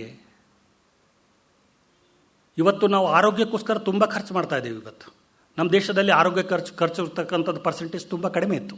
ಆರೋಗ್ಯವಂತ ದೇಶದ ನಮ್ಮದಾಗಿತ್ತು. ಬೆಳಗ್ಗೆ ಬೇಗ ಹೇಳ್ತಿದ್ವಿ, ಬೇಗ ಮಲಗ್ತಿದ್ವಿ, ಎಷ್ಟು ಬೇಕು ಅಷ್ಟು ತಿಂತಿದ್ವಿ, ಮನೆಯಲ್ಲಿ ಮಾಡಿದಂಥ ಫುಡ್ಡನ್ನು ತಿಂತಿದ್ವಿ. ಹೀಗಾಗಿ ಆರೋಗ್ಯ ಚೆನ್ನಾಗಿತ್ತು.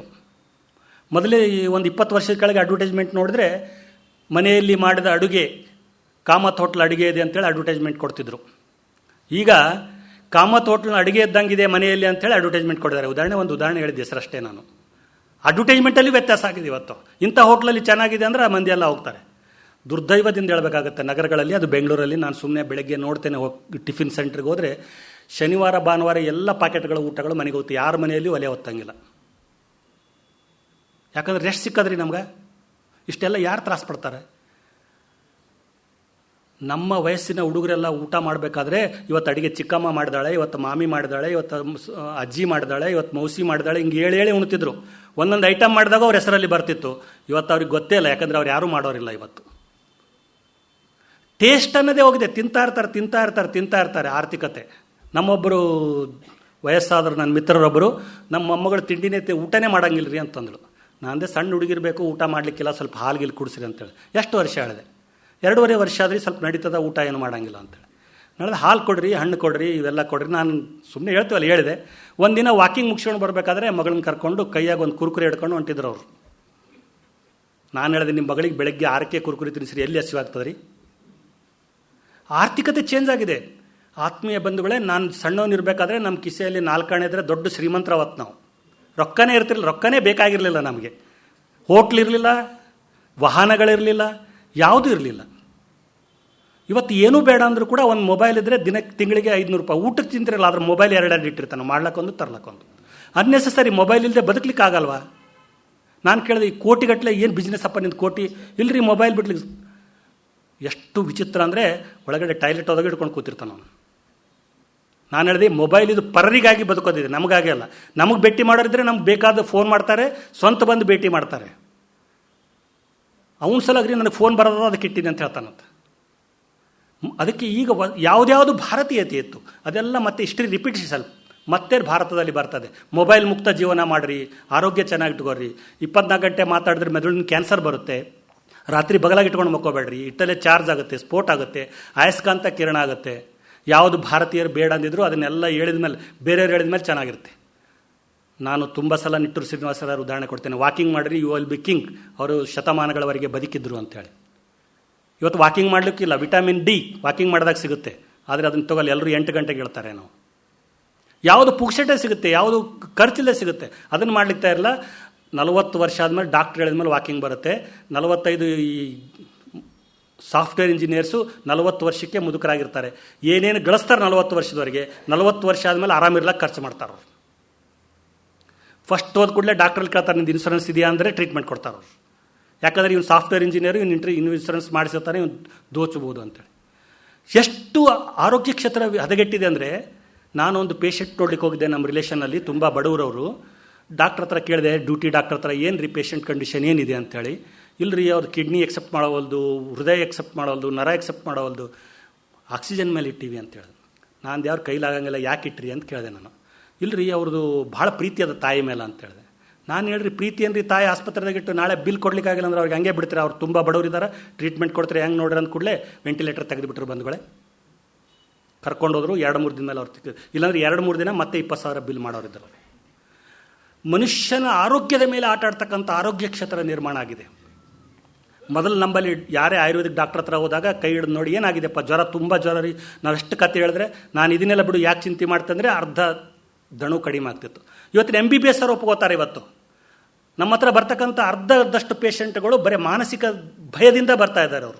ಅವ್ರಿಗೆ ಯಾವುದೇ ಕಾಯಿಲೆ ಇರೋಂಗಿಲ್ಲ. ಸಾಂತ್ವನ ಹೇಳಿದ್ರೆ ಸಾಕು, ಸಣ್ಣ ಪುಟ್ಟ ಟ್ರೀಟ್ಮೆಂಟ್ ಕೊಟ್ಟರೆ ಸಾಕು ಅಂತ ಹೇಳ್ತಾರೆ. ಆದರೆ ಅದನ್ನೇ ಬಂಡವಾಳ ಮಾಡಿಕೊಂಡಂಥ ಕ್ಷೇತ್ರ ಇವತ್ತು ಇದು ಮಾಡ್ತಾ ಇದೆ. ವಿದ್ಯಾಕ್ಷೇತ್ರ ಕೂಡ ಅಷ್ಟೇ. ಇವತ್ತು ಒಂದು ಶಾಲೆಗೆ ಹೋಗಿದ್ದೆ ನಾನು, ಅವರು ಮಗಳು, ನನ್ನ ಸ್ವೀಟ್ ಕೊಡ್ಲಿಕ್ಕೆ ಬಂದರು. ಅವರು ಯಾಕಂದರೆ ಅದು ಕಾರ್ಡ್ ಕೊಟ್ಟಿದ್ರು ಮಾರ್ಕ್ಸು ವಾಪಸ್ ಬರಬೇಕಾದ್ರೆ ನನ್ನ ಮಗಳಿಗೆ 98, 2 ವರ್ಷದ್ದು UKG LKG ಕಾಣುತ್ತೆ ಬಹುಶಃ, 98 ಕೊಟ್ಟಿದ್ದಾರೆ ನನಗೆ, ಅದಕ್ಕೆ ಸ್ವೀಟ್ ಕೊಡ್ಲಕ್ಕೆ ಬಂದೀನಿ ಟೀಚರ್ಗೆ, ನೀವು ಬಂದಿರಿ ತಗೋರಿ ಟೀಚರ್ ಅಂತ ಕೊಟ್ಟರು. ಅವ್ಳಿಗೆ ಒಂದು 4 ಪ್ರಶ್ನೆ ಕೇಳಿದೆ, ಅವ್ರಿಗೆ ಉತ್ತರ ಬರಲಿಲ್ಲ. ಯಾವ ಬಾಯ್ಪಾಠ ಮಾಡಿಸ್ಯಾರ ಅವಷ್ಟೇ ಬಂದವು, ಮಮ್ಮಿ ಡ್ಯಾಡಿ ಆ್ಯಪಲು ಒಂದು 4 ಬಂದು, ಮುಂದೆ ಕೇಳಿದ್ರೆ ಹೇಳಿಗೆ ಬರಲಿಲ್ಲ. ಶಾಲೆಯಲ್ಲಿಯೂ ಕೂಡ ಅಷ್ಟೇ, 98 ಕೊಟ್ಟು ನಮ್ಮ ಶಾಲೆಯಲ್ಲಿ 98 ಇದ್ದಾರಂತ ಪೇರೆಂಟ್ರನ್ನ ಡೊನೇಷನ್ ಜಾಸ್ತಿ ಮಾಡಲಿಕ್ಕೆ ತಗೋತಾ ಇದ್ದಾರೆ. ನಮ್ಮ ಶಿಕ್ಷಣ ಏನು ಹೇಳುತ್ತೆ, 6 ವರ್ಷದವರೆಗೆ ಮಕ್ಕಳು ಹಾರಾಡ್ಕೊಂಡು ಕಲಿಬೇಕು. ಆದರೆ ಇವತ್ತು 2 ವರ್ಷಕ್ಕೆ ಟೆನ್ಷನ್ ಮಾಡ್ತೀವಲ್ಲ, ಮಕ್ಕಳ ಮನಸ್ಸು ದೇಹ ಬುದ್ಧಿ ಬಲ್ತಿರಂಗಿಲ್ಲ, ಅಂಥವ್ರ ಮೇಲೆ ಒತ್ತಡ ಹಾಕಿ ಅವಳ ಆರೋಗ್ಯಕ್ಕೆ ಕಾರಣ ಆಗ್ತಾ ಇದ್ದೇವೆ. ಈ ರೀತಿಯಿಂದ ಸ್ವದೇಶಿ ಆರ್ಥಿಕತೆಯಲ್ಲಿ ಸ್ವತಂತ್ರಗಳ ವಿಚಾರ ಇದೆ ಬಂಧುಗಳೇ. ಇನ್ನೊಂದು ಮುಖ್ಯವಾಗಿ ಹೇಳಬೇಕಾದ ನಾನು ಇಲ್ಲಿ ಅಂದರೆ, ನಮ್ಮ ದೇಶದಲ್ಲಿ ಹೇಳ್ತಿರೋ 16, 18 ಹದಿವಯಸ್ಸಿಗೆ ಬಂದಂಥ ವ್ಯಕ್ತಿ ಪರಾವಲಂಬಿ ಆಗಿರಬಾರ್ದು. ಮೊಟ್ಟ ಮೊದಲನೇದಾಗ ಅವನು ಬದುಕಲಿಕ್ಕೆ ಕಲಿಬೇಕು, ಅವನು ತಿನ್ಲಿಕ್ಕೆ ಕಲಿಬೇಕು, ತನ್ನ ರೊಟ್ಟಿ ತಿನ್ನಬೇಕು. ಇವತ್ತು PhD ಕಲ್ತವನಿಗೂ ಕೂಡ ಹೋಗಿ 10 ರೂಪಾಯಿ ತೊಗೊಂಬಂದ್ರೆ ಆಗಂಗಿಲ್ಲ ಬಂಧುಗಳೇ. ಯಾಕಂದರೆ ನಾನು ಸಾಲಿ ಕಲ್ತಿನಂತ ಮಣ್ಣು ಹಿಡಿದ್ರೆ ಕೆಟ್ಟ ಹೋಗುತ್ತೆ ಅನ್ನೋಕ್ಕೋಸ್ಕರ ಯೋಚನೆ ಮಾಡಿದ್ದಾನೆ. ಅವನಿಂದ ಏನೂ ಆಗಂಗಿಲ್ಲ ಅವನಿಗೆ. ಅರಸು ಸಿನಿಮಾದಾಗ ನೋಡಿರಲ್ಲ ನೀವೆಲ್ಲ, ಹಾಗೆ ನಮ್ಮ ದೇಶದ ಆರ್ಥಿಕತೆ. ಸಾಲಿ ಕಲ್ತೀವಿ ಅಂತ ಹೇಳಿ ಮಣ್ಣು ಹಿಡಿಯಲ್ಲ, ಮಣ್ಣು ಹಿಡಿಯಂಗಿಲ್ಲ ಅಂತ ಅನ್ನ ಇಲ್ಲ. ಆರ್ಥಿಕ ತಜ್ಞರು ಇವತ್ತು ಹೇಳ್ತಾ ಇದ್ದಾರೆ, ಎಚ್ಚರಿಕೆಯ ಮಾತನ್ನು ಹೇಳ್ತಾ ಇದ್ದಾರೆ, ಈ ಎಲ್ಲ ದುಷ್ಕರ್ಮಗಳಿಗೆ ಕಾರಣ ನಾವು ಅನುಭವಿಸಬೇಕಾಗುತ್ತೆ. ಎನ್ವೈರನ್ಮೆಂಟ್ ಹಾಳಾಗ್ತಾ ಇದೆ, ಕಾರ್ಬನ್ 2% ಜಾಸ್ತಿ ಆದರೆ ವಿಶ್ವ ಹಾಳಾಗಿ ಹೋಗುತ್ತೆ, ಪ್ರಕೃತಿ ಸಮತೋಲನವನ್ನು ಕಾಯ್ಕೊಳ್ತದೆ. ಇದಕ್ಕೆಲ್ಲ ಕಾರಣ ಅಂದರೆ ಮನುಷ್ಯನ ದುರಾಸೆ. ಬುದ್ಧ ಹೇಳಿದಾನೆ, ಆಸೆ ಇರಬೇಕು, ದುರಾಸೆ ಇರಬಾರ್ದು ಅಂತ. ಮಹಾತ್ಮ ಗಾಂಧಿಯವರು ಹೇಳ್ತಾರೆ, ಭೂಮಿ ಮನುಷ್ಯನ ಅವಶ್ಯಕತೆಗಳನ್ನು ಪೂರೈಸಲಿಕ್ಕೆ ಮಾತ್ರ ಇರತಕ್ಕಂಥದ್ದು, ದುರಾಸೆಗಳನ್ನಲ್ಲ ಅಂತಕ್ಕಂಥ ಮಾತನ್ನು ಹೇಳ್ತಾರೆ.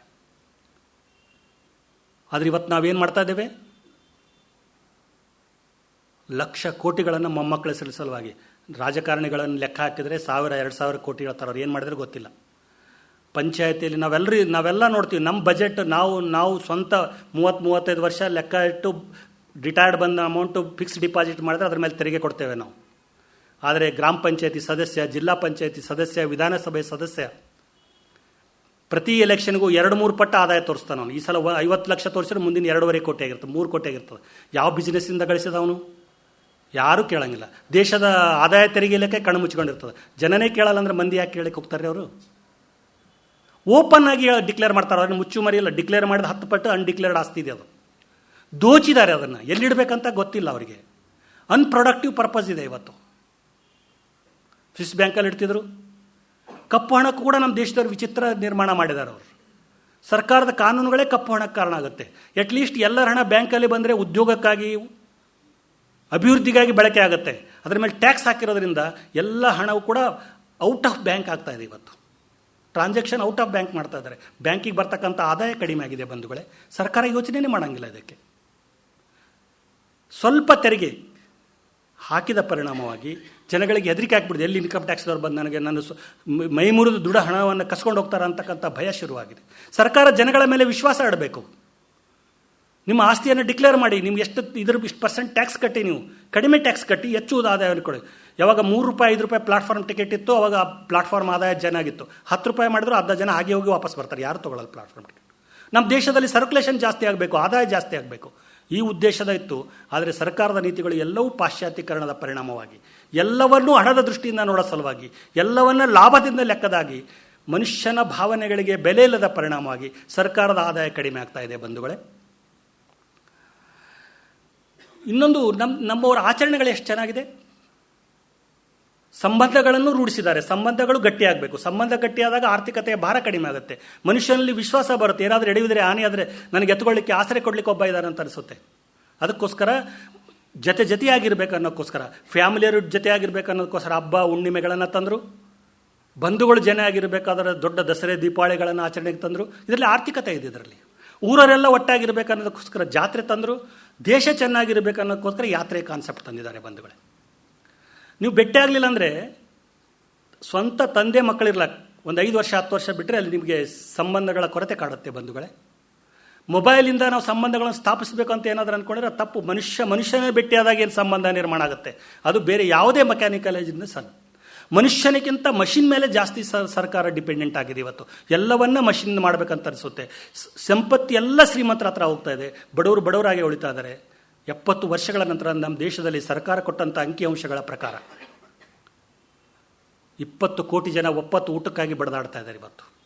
6.5 ಲಕ್ಷ ಪರಿವಾರಗಳು ಮುಂಜಾನೆ ಚಿಂದಿ ಆಯ್ದು ನಮ್ಮ ಮನೆ ಮುಂದೆ ಬರ್ತಾರಲ್ಲ, ಅದರಿಂದ ಊಟ ಮಾಡ್ತಾರೆ ಬಂಧುಗಳೇ.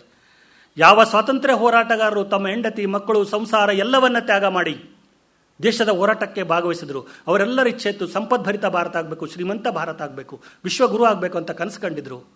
ಆದರೆ ಇವತ್ತು ಆ ಕನಸು ಇನ್ನೂ ನನಸಾಗಿಲ್ಲ. ಇವತ್ತು ಸರ್ಕಾರದ ಜೊತೆ ಪಾರ್ಟಿಸಿಪೇಷನ್ ಎಲ್ಲಿವರೆಗೆ ಸಮಾಜದ ಜನಗಳದ್ದು ಪಾರ್ಟಿಸಿಪೇಷನ್ ಆಗಂಗಿಲ್ಲ ಅಲ್ಲಿವರೆಗೆ ನಮ್ದು ಈ ಕೆಲಸ ನಡೆಯುತ್ತೆ. ಉದಾಹರಣೆ, ಜಾತ್ರೆ ಬಗ್ಗೆ ನಾವು ಯಾರಾದರೂ ಜಾತ್ರೆಯಲ್ಲಿ ಹಳ್ಳಿಗೆ ಹೋದರೆ ಗೊತ್ತಾಗುತ್ತೆ. ಜಾತ್ರೆ ಇರೋದಕ್ಕಿಂತ 2-3 ತಿಂಗಳ ನಮ್ಮಲ್ಲಿ ಚಟುವಟಿಕೆ ಶುರುವಾಗುತ್ತೆ. ಅಂದರೆ ಮನೆ ರಿಪೇರಿ ಮಾಡೋದಿರ್ಬೋದು, ಸುಣ್ಣ ಹಚ್ಚೋದಿರ್ಬೋದು, ಮಕ್ಕಳಿಗೆ ಬಟ್ಟೆ ಹೊಲಿಸೋದಿರ್ಬೋದು, ಹೊಸ ಬಟ್ಟೆ ತರೋದಿರ್ಬೋದು, ಧಾನ್ಯ ಸಂಗ್ರಹ ಅಂಗಡಿಗೆ ಹೋಗಿ ಧಾನ್ಯ ಸಂಗ್ರಹ ತರ್ಬೋದು, ಬರೋರಿಗೆ ಆಮಂತ್ರಣ ಕೊಡೋದಿರ್ಬೋದು, ಅವ್ರು ಬಂದು ಹೋಗೋದಿರ್ಬೋದು. ಈ ಥರ ಜಾತ್ರೆಯಲ್ಲಿ ಒಂದು ರೀತಿ ಗ್ರಾಹಕ ಮತ್ತು ಉತ್ಪಾದಕನಿಗೆ ನೇರವಾಗಿ ತಮ್ಮ ಸರಕು ಸಾಮಾನುಗಳನ್ನು ಮಾರಾಟ ಮಾಡ್ತಕ್ಕಂಥ ಅವಶ್ಯಕತೆ ಸಿಗುತ್ತೆ. ಅಲ್ಲಿ ಯಾವುದೇ ಟ್ಯಾಕ್ಸ್ ಇರೋಂಗಿಲ್ಲ. ಶುದ್ಧವಾದ ಮಾಲನ್ನು ಅತ್ಯಂತ ರೀಸನೇಬಲ್ ಬೆಲೆಯಲ್ಲಿ ರೈತ ನಿಗದಿ ಬೆಲೆ ಕೊಂಡ್ಕೊಳ್ತಕ್ಕಂಥ ಅವಕಾಶ ಜಾತ್ರೆಯಲ್ಲಿ ಸಿಗುತ್ತೆ ನಮಗೆ. ಆ ಊರಿನಲ್ಲಿ ಯಾರ್ಯಾರು ಕುಶಲಕರ್ಮಿಗಳಿದ್ದಾರೆ ಅವ್ರಿಗೆಲ್ರಿಗೂ ಉದ್ಯೋಗ ಸಿಗುತ್ತೆ. ಜಮೀನ್ದಾರನ ಗಳಿಸಿದ ಹಣವನ್ನು ಗೊತ್ತಿಲ್ಲದಂತೆ ಜಾತ್ರೆ ಹೆಸರಿನಲ್ಲಿ ಚಾನೆಲ್ಗಳ ಮೂಲಕ ವಾಪಸ್ಸಾಗಿ ತಾನೇ ವಿತರಣೆ ಆಗ್ತಿತ್ತು. ಇಲ್ಲಿ ಯಾವುದು ಸರ್ಕಾರ ಬೇಕಾಗಿರಲಿಲ್ಲ ಬಂಧುಗಳೇ. ಎಲ್ಲ ಊರಿನ ಹೆಸರಿನಿಂದ ಸೇರೋದ್ರಿಂದ ಗ್ರಾಮ ಒಗ್ಗಟ್ಟಿರ್ತಿತ್ತು, ಸಾಮಾಜಿಕ ಒಗ್ಗಟ್ಟಿರ್ತಿತ್ತು, ಅಲ್ಲಿ ಯಾವುದು ಅಶಾಂತಿ ಇರ್ತಿರಲಿಲ್ಲ. ಗ್ರಾಮ ನನ್ನದು ಅಂತಕ್ಕಂಥ ಭಾವನೆ ಇರೋದ್ರಿಂದ ಯಾವುದೇ ದುಷ್ಕೃತ್ಯಗಳು ಆ ಗ್ರಾಮದಲ್ಲಿ ನಡೀತಿರಲಿಲ್ಲ. ಪರಿಣಾಮವಾಗಿ ಸೆಕ್ಯೂರಿಟಿ ಸಲುವಾಗಿ, ಭದ್ರತೆ ಸಲುವಾಗಿ ನಮ್ಮ ಬಜೆಟ್ ತುಂಬ ಕಡಿಮೆಯಾಗಿ ಖರ್ಚಾಗ್ತಾ ಇತ್ತು. ಆದರೆ ಇವತ್ತು ಜಾತ್ರೆಗಳಿಲ್ಲ, ಯಾತ್ರೆಗಳಿಲ್ಲ. ಯಾತ್ರೆಗಳು ಕೂಡ ಇಟ್ಟಿದ್ರು ಅವರು. ಯಾತ್ರೆಗಳಿಗೆ ಹೋದಾಗ ಅನೇಕ ಮನೆಗಳಲ್ಲಿ ಉಳ್ಕೋತಿದ್ವಿ, ಅವ್ರು ಸಹಾಯ ಮಾಡ್ತಿದ್ರು. ವಾಪಸ್ ಯಾತ್ರೆಗೆ ಬಂದಾಗ ಮನುಷ್ಯನಲ್ಲಿ ತಾನೇ ಭಾವನೆಗಳು ಅರಳ್ತಿದ್ವು. ಅವ್ರು ನನಗೆ ಸಹಾಯ ತೊಗೊಂಡಿದ್ದೇನೆ, ನಾನು ಅವ್ರಿಗೆ ಸಹಾಯ ಕೊಡಬೇಕು. ಯಾಕೆ ಮನುಷ್ಯ ಕಲ್ಲಲ್ಲ ಬಂಧುಗಳೇ, ಅವನ ಹತ್ರ ಭಾವನೆ ಇದೆ. ಅವನು ಏನಾದರೂ ಕೊಡಬೇಕು ಅನಿಸ್ತಾನೆ. ನಮ್ಮ ದೇಶದಲ್ಲಿ ಕೊಡಬೇಕಂತ ಹೇಳಿದ್ರು, ಕೊಟ್ಟಿದ್ರೆ ಸುಖ ಅಂತ ಹೇಳಿದ್ರು. ಇಸ್ಕೊಂಡಕ್ಕೆ ಸುಖ ಅಂತ ಹೇಳಿಲ್ಲ. ವಿದೇಶಗಳಲ್ಲಿ ಹೇಳಿದಾಗ ನೀವು ಇಸ್ಕೊಂಡಾಗ ಸುಖ ಆಗುತ್ತೆ ಅಂತಕ್ಕಂಥ ಮಾತನ್ನು ಹೇಳಿಲ್ಲ. ಆದರೆ ವಿದೇಶಿ ಚಿಂತನೆ ಫಲವಾಗಿ ಧರ್ಮ ಅಂದರೆ ಅಫೀಮ್ ಅಂತ ಹೇಳಿದ್ರು. ಧರ್ಮ ಅಫೀಲ್ ಅಲ್ಲ ಬಂಧುಗಳೇ. ಧರ್ಮ ಅಂದರೆ ಆ ದೇವ್ರನ್ನ ಪೂಜೆ ಈ ದೇವ್ರನ್ನ ಪೂಜೆ ಮಾಡಿ ಹೇಳಿಲ್ಲ. ಧರ್ಮ ಅಂದರೆ ನಿತ್ಯ ಜೀವನದಲ್ಲಿ ನಡಿಬೇಕು, ವ್ಯವಹಾರ ನಡಿಬೇಕು. ಎಷ್ಟು ವ್ಯವಹಾರ ನಡೀತಿತ್ತು ಅಂದರೆ, ವಾಟ್ಸಪ್ಪಲ್ಲಿ ಸುದ್ದಿ ಬಂದಿದೆ, ಓದಿರಬೇಕು. ಒಬ್ಬ ಮುದುಕಿ ಹತ್ರ ಸಾಮಾನು ತಗೋತಿರ್ತಾನೆ. ಚಿಲ್ಲರೆ ಉಳಿದದೆಲ್ಲ ಮುದುಕಿಗೆ ಬಿಟ್ಟು ಬಿಡ್ತಿರ್ತಾನೆ. ಪಾಪ ಮುದುಕಿ ವ್ಯಾಪಾರ ಮಾಡ್ತಾಳೆ, ಕಷ್ಟಪಟ್ಟು ಬೆಳಗ್ಗೆಯಿಂದ ಬಿಸಿಲಲ್ಲಿ ಕೊಡ್ತಾಳೆ ಅಂಥೇಳಿ ಅದು ರೊಕ್ಕ ಬಿಡ್ತಿರ್ತಾಳೆ, ಅವನ ಹತ್ರ ಬಿಡ್ತಿರ್ತಾಳೆ. ಆ ಮುದುಕಿ ಇವನಿಗೆ ಗೊತ್ತಿಲ್ಲದಂಗೆ ಸ್ವಲ್ಪ ಜಾಸ್ತಿ ಆಗ್ತಿರ್ತಾಳೆ. ಪಕ್ಕದಕ್ಕೆ ಕೇಳ್ತಾಳೆ, ಏನು ನಿನ್ನ ಬೆಲೆ ದಿನ ಹೋಯ್ತಾನೆ ಅವನು ಬಂದು, ಅವನ ಹತ್ರ ಹಣ ನಿನ್ನ ಹತ್ರ ಬಿಟ್ಟು ಹೋಗ್ತಾನಲ್ಲ ಅಂತೇಳಿ. ಹೌದು ಪಾಪ, ನನಗೆ ಅವ ತಾಯಿ ಅಂತ ತಿಳ್ಕೊಂಡಿದ್ದಾನೆ, ಅದಕ್ಕೆ ಬೆಲೆ ಕೇಳಲಾರ್ದಂಗೆ ಕೊಟ್ಟು ಹೋಗ್ತಾನೆ. ನಾನು ಅವನ ಋಣ ಹೇಗೆ ಇಟ್ಕೊಳ್ಳಿ, ನಾನು ಅವನಿಗೆ ಹೆಚ್ಚಿಗೆ ಸಾಮಾನು ಕೊಡ್ತೀನಿ ಅವ್ನಿಗೆ ಗೊತ್ತಿಲ್ಲದಂಗೆ ಅಂತೇಳಿ. ಇದು ನಮ್ಮ ದೇಶದಲ್ಲಿರ್ತಕ್ಕಂಥ ಕೊಡ್ಕೊಳ್ತಕ್ಕಂಥ ವ್ಯವಹಾರ. ನಾನು ಕೊಡಬೇಕು, ಕೊಟ್ಟದ್ದು ವಾಪಸ್ ಬರುತ್ತೆ. ತುಮ್ 1 ಪೈಸಾ ದೇವ್ಗೆ 10 ಲಾಖ್ ಭಗವಾನ್ ದೇಗೆ ಅಂತ ಹಾಡು ಕೇಳಿದ್ದೀವಿ ನಾವು. ಕೊಡೋದನ್ನು ಕಲಿಸಿದ್ರು. ಅದಕ್ಕೆ ಮಕ್ಕಳಲ್ಲಿ ಹೋಗ್ಬೇಕಾದ್ರೆ ಸಣ್ಣ ಮಗುನ ಕೈಲಿಂದ ದಾನ ಮಾಡೋದನ್ನು ಕಲಿಸಿದ್ರು. ಈಗ ಮಕ್ಕಳಿಗೆ ಕೊಡೋದನ್ನೇ ಕಲಿಸಲ್ಲ. ನಾವು ಯಾವ್ದಾರ ಮನೆಗೆ ಹೋದ ಕೂಡಲೇ ಮಗು ನಿಮ್ಮ ಮನೆಗೆ ಊಟಕ್ಕೆ ಬರಲೇ ಬೇಡ ಅಂತದದು ಹುಡುಗ, ಕೊಡು ಅಂದ ಕೂಡಲೇ ಕೊಡಬೇಡ ಅಂತದದು. ಇದನ್ನು ಕಲಿಸ್ಕೊಡೋದ್ರೆ ಖುಷಿಯಾಗುತ್ತೆ ತಾಯಿ ತಂದೆಯರಿಗೆ. ಅದು ನನ್ನ ಮಗ ಯಾರಿಗೂ ಏನು ಕೊಡೋಂಗಿಲ್ಲ ರೀ, ಒಯ್ದು ಬಚ್ಚಿಡ್ತಾನೆ ಮನೆಯೊಳಗೆ. ಬಸವಣ್ಣವ್ರು ಹೇಳ್ತಾರೆ ಒಂದು ಕಡೆ, ಇಂದಿಗೆ ಇದು ನಮ್ಮ ಮನೆ ಬಗ್ಗೆ ವಾತಾವರಣ ಹೇಳ್ತಾರೆ ಅವರು. ಮನೆ ಹೇಗಿರಬೇಕಂದ್ರೆ ಸ್ವಚ್ಛವಾಗಿರಬೇಕು, ಹೊಸಿಲಲ್ಲಿ ಹುಲ್ಲು ತುಂಬಿ, ಆ ಮನೆ ಹುಲ್ಲು ತುಂಬಿದಂಥ ಮನೆ ಇಲ್ದಂಗೆ ಇರಬಾರ್ದು. ಅಂದರೆ ಆ ಮನೆ ಸ್ವಚ್ಛವಾಗಿರಬೇಕು, ಮನೆಯಲ್ಲಿ ಅತಿಥಿಗಳಿಗೆ ಸತ್ಕಾರ ಇರಬೇಕು. ನಾವು ಅತಿಥಿ ಅಭ್ಯಾಗತರು, ಸ್ವಾಮಿಗಳು, ಅನಾಥರು ಯಾರಾದರೂ ಬಂದರೆ ಅದ್ರ ಲೆಕ್ಕ ಇಡಂಗಿಲ್ಲ ಬಂಧುಗಳೇ. ನಾವು ರೊಟ್ಟಿ ಎಷ್ಟು ಕೊಟ್ಟಿವಿ ಅಂತೇಳಿ ಖಾನ ಹೊಡಿದಾಗ 8 ರೂಪಾಯಿ ಆಗುತ್ತೆ, ಇಲ್ಲ 10 ರೂಪಾಯಿ ಕೊಡೋ ಅಂತ ಅನ್ನಂಗಿಲ್ಲ ನಾವು. ಇದು ನಮ್ಮ ಸಂಸ್ಕೃತಿ. ಇದು ಹೀಗಾಗಿ ಆದಾಯ ಮತ್ತು ವಿತರಣೆ 2 ಸಮ ಪ್ರಮಾಣದಲ್ಲಿ ಇರ್ತಿತ್ತು. ಆದರೆ ಕೆಲವು ದೋಷಗಳ ನಿರ್ವಹಣೆ ಮಾಡೋದು, ಆ ದೋಷಗಳನ್ನು ನಿವಾರಣೆ ಮಾಡಲಿಕ್ಕೆ ಹೋಗಿ ನಾವು ಎಲ್ಲವನ್ನ ಪರಕೀರಿಂದ ಆಮದು ಮಾಡಿಕೊಂಡ್ವಿ. ಧರ್ಮವನ್ನು ಮರೆತದ್ರಿಂದ ಅನೇಕ ದೋಷಗಳು ಬಂದವು. ನೀತಿ ಹೋಯ್ತು, ನಿಯಮ ಹೋಯ್ತು. ನಾವು ಯಾರಾದರೂ ಹಳ್ಳಿಯಲ್ಲಿ ಸಾಮಾನು ತೊಗೊಂಡ್ರೆ, ನಾವು 100 ರೂಪಾಯಿ ಸಾಮಾನು ತೊಗೊಂಡ್ರೆ 100 ಕಾಯಿ ಹಾಕಿ ಮೇಲೆ 5 ಕಾಯಿ ಎಕ್ಸ್ಟ್ರಾ ಹಾಕ್ತಾರೆ.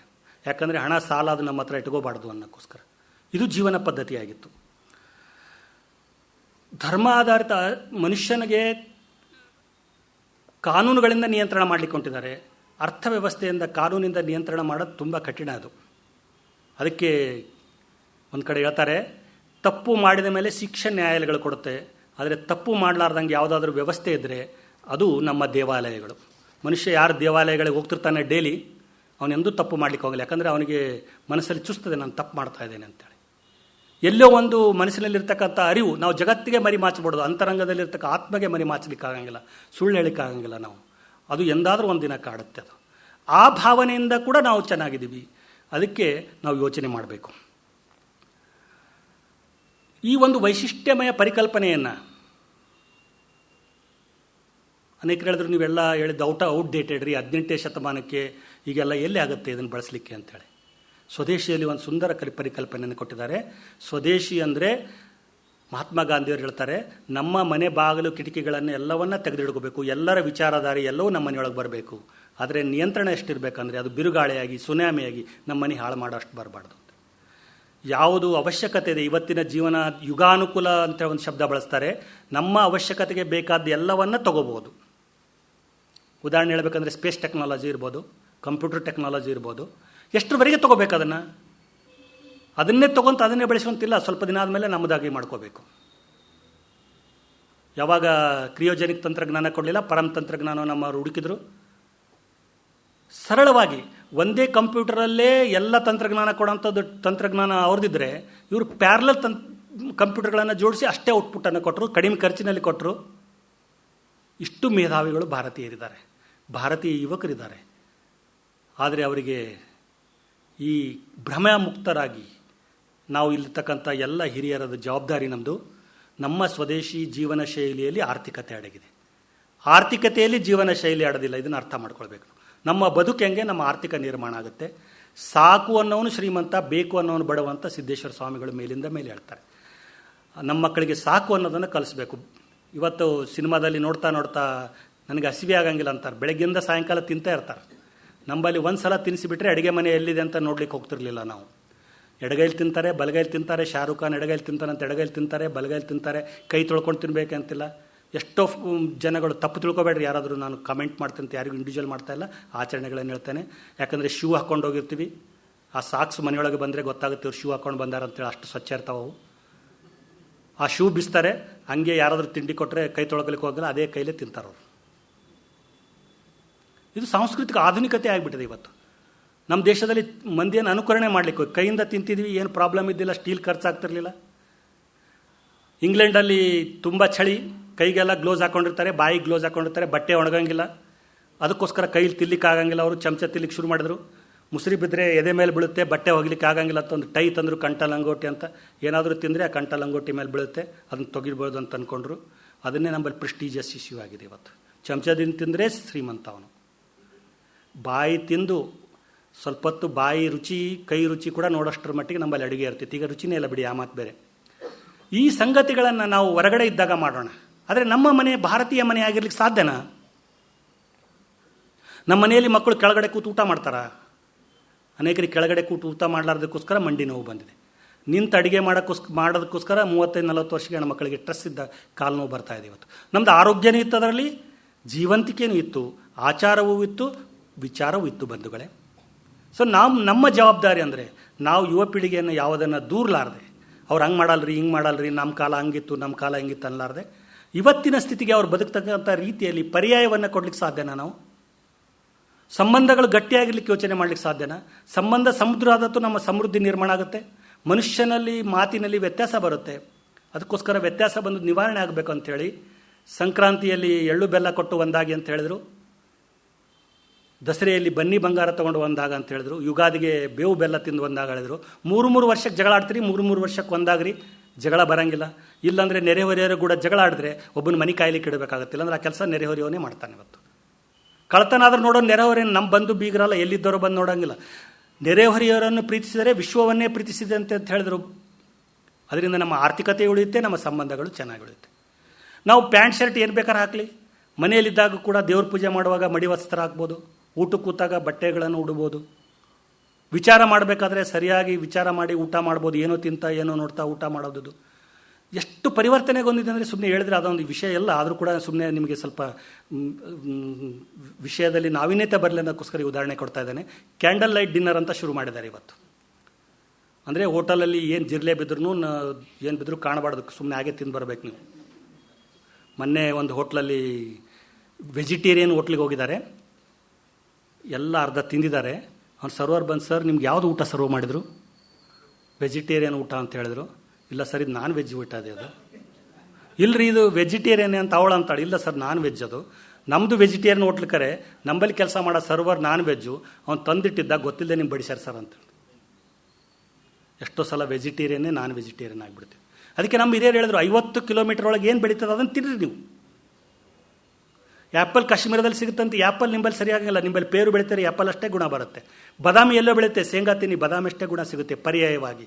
ಅವಾಗ ನಿಮಗೆ ಅದರ ಬಗ್ಗೆ ವಿಶ್ವಾಸ ಇರುತ್ತೆ ನಿಮಗೆ. ಬೀದರಲ್ಲಿ ಕಳೆದ 2 ವರ್ಷದಿಂದ ದೀಪಾವಳಿ ದಿನ ಎಣ್ಣೆ 30 ಕಿಲೋ ಕೊಟ್ಟರು, ಪಾಮ್ ಆಯಿಲ್ 30 ರೂಪಾಯಿ kg ಕೊಟ್ಟರು. ಎಲ್ಲರೂ ತಂದರು, ಯಾಕಂದರೆ ಸಸ್ತಾ ಇದೆ ಅಂತಂದು ಅಡುಗೆ ಮಾಡಿ ಉಂಡ್ರು. 2 ತಿಂಗಳಾದ ಮೇಲೆ ಹಗರಣ ಬಯಲಿಗೆ ಬಂತು, ಎಲುವಿಂದ ಎಕ್ಸ್ಟ್ರಾಕ್ಟ್ ಮಾಡಿದ ಎಣ್ಣೆಯನ್ನು ಮಿಕ್ಸ್ ಮಾಡಿ ಮಾರಾಟ ಮಾಡಿದ ಅಂತ. ಎಲ್ಲ ವೆಜಿಟೇರಿಯನ್ಸ್ ನಾನ್ ವೆಜಿಟೇರಿಯನ್ಸ್ ಆದೀವಿ ನಾವು. ಆತ್ಮೀಯ ಬಂಧುಗಳೇ, ಕಣ್ಣಿಗೆ ಕಾಣದ್ದನ್ನು ತಿನ್ನಬೇಕು, ಮನೆಯಲ್ಲಿ ಮಾಡಿದ್ದನ್ನು ತಿನ್ನಬೇಕು, ಅಚ್ಚುಕಟ್ಟು ತಿನ್ನಬೇಕು. ಇದು ನಮ್ಮ ಮಕ್ಕಳಿಗೆ ಕಳಿಸಿದ್ರೆ ನಮ್ಮ ಆರ್ಥಿಕತೆ ಎಷ್ಟೋ ಉಳಿತಾಯ ಆಗುತ್ತೆ. ನಾನು ಒಂದು ಮನೆಗೆ ಹೋಗಿದ್ದೆ. ಅವ್ರ ಮನೆಯಲ್ಲಿ ಒಂದಿನ ರಾತ್ರಿಗೆ ಊಟಕ್ಕಿದ್ದರೆ ಅನ್ನ ಸಾರು ಮಾಡಿ ಹಾಕಿದರೆ 25 ರೂಪಾಯಿ kg ಅಕ್ಕಿ ಅನ್ನ ಸಾರಲ್ಲಿ ಮುಗಿತಿತ್ತು. ಸರ್ ಇವತ್ತು ಭಾಳ ಸುಸ್ತಾಗಿದೆ, ಹೋಟ್ಲಿಗೆ ಹೋಗೋಣ ಅಂತ ಹೋದ್ವಿ. 2200 ಬಿಲ್ ಆಯಿತು 6 ಮಂದಿ ತಿನ್ನಲಿಕ್ಕೆ. ಆರ್ಥಿಕತೆ ಗೋಟಾಳ ಆಗೋದು ಇಲ್ಲೇ ಇದು. ಇದನ್ನು ನಮ್ಮ ಮಕ್ಕಳಿಗೆ ಕಲಿಸ್ಕೊಡ್ಬೇಕಾಗಿದೆ ನಾವು. ಹಣವೂ ಹಾಳು, ಆರೋಗ್ಯವೂ ಹಾಳು. ಇದು ತಿನ್ನೋದು ವೆಜಿಟೇರಿಯನ್ ಇರಲಿ ನಾನ್ ವೆಜಿಟೇರಿಯನ್ ಇರಲಿ, ತಿನ್ನೋದೆಲ್ಲ ರಾತ್ರಿ ತಿಂತಾರೆ ಬಂಧುಗಳೇ, ತಿಂದು ಮಲಗ್ತಾರೆ. ಅದು ಬೊಜ್ಜು ಬೆಳೆಯುತ್ತೆ, ಕೊಲೆಸ್ಟ್ರಾಲ್ ಬೆಳೆಯುತ್ತೆ. ಅಟ್ಲೀಸ್ಟ್ ತಿಂದ್ರೆ ಮಧ್ಯಾಹ್ನ ಆದರೂ ತಿನ್ನಬೇಕದು. ಬೆಳಗಿನ ಹೊತ್ತು ರಾಣಿ ಉಂಡಂಗೆ ಉಡಬೇಕು, ಮಧ್ಯಾಹ್ನದ ಹೊತ್ತು ರಾಜ ಉಂಡಂಗೆ ಉಡ್ಬೇಕು. ರಾತ್ರಿ ರೋಗಿಷ್ಟು ತಿನ್ನಂಗೆ ತಿನ್ನಬೇಕಂದ್ರೆ ಕಡಿಮೆ ತಿನ್ನಬೇಕು, ಅದು 2-3 ತಾಸು ಮೊದಲು ತಿನ್ನಬೇಕು. ಆದರೆ ನಾವು ತಿನ್ನೋದೆಲ್ಲ ರಾತ್ರಿ 10 ಗಂಟೆಗೆ, ಅದು ಹಾಗೆ ಜಮಾ ಆಗುತ್ತೆ, ರೋಗಗಳಿಗೆ ಕಾರಣ ಆಗುತ್ತೆ, ನಮ್ಮ ಆರ್ಥಿಕ ವ್ಯತ್ಯಾಸ ಆಗುತ್ತೆ, ಗಳಿಸಿದ್ದೆಲ್ಲ ದವಾಖಾನೆಗೆ ಹೋಗುತ್ತೆ. ಸೊ ಈ ದೃಷ್ಟಿಯಿಂದ ಕ್ರಿಯೇಟಿವ್ ಆರ್ಥಿಕತೆ ಏನಪ್ಪ ಅಂದರೆ, ಮೊದಲು ವ್ಯಕ್ತಿ ಚೆನ್ನಾಗಿರಬೇಕು, ಪರಿವಾರ ಚೆನ್ನಾಗಿರಬೇಕು, ಅದು ತನ್ನ ಮೂಲಕ ರಾಷ್ಟ್ರ ಚೆನ್ನಾಗಿರುತ್ತೆ ಅಂತಕ್ಕಂಥ ಸಮಗ್ರ ವಿಕಾಸದ ಆರ್ಥಿಕ ಪರಿಕಲ್ಪನೆ ಸ್ವದೇಶಿದಿದೆ. ಇಂಥ ಒಂದು ಪರಿಕಲ್ಪನೆಯನ್ನು ನಾವು ನಿತ್ಯ ಜೀವನದಲ್ಲಿ ಅಳವಡಿಸ್ಕೊಳ್ಬೇಕು.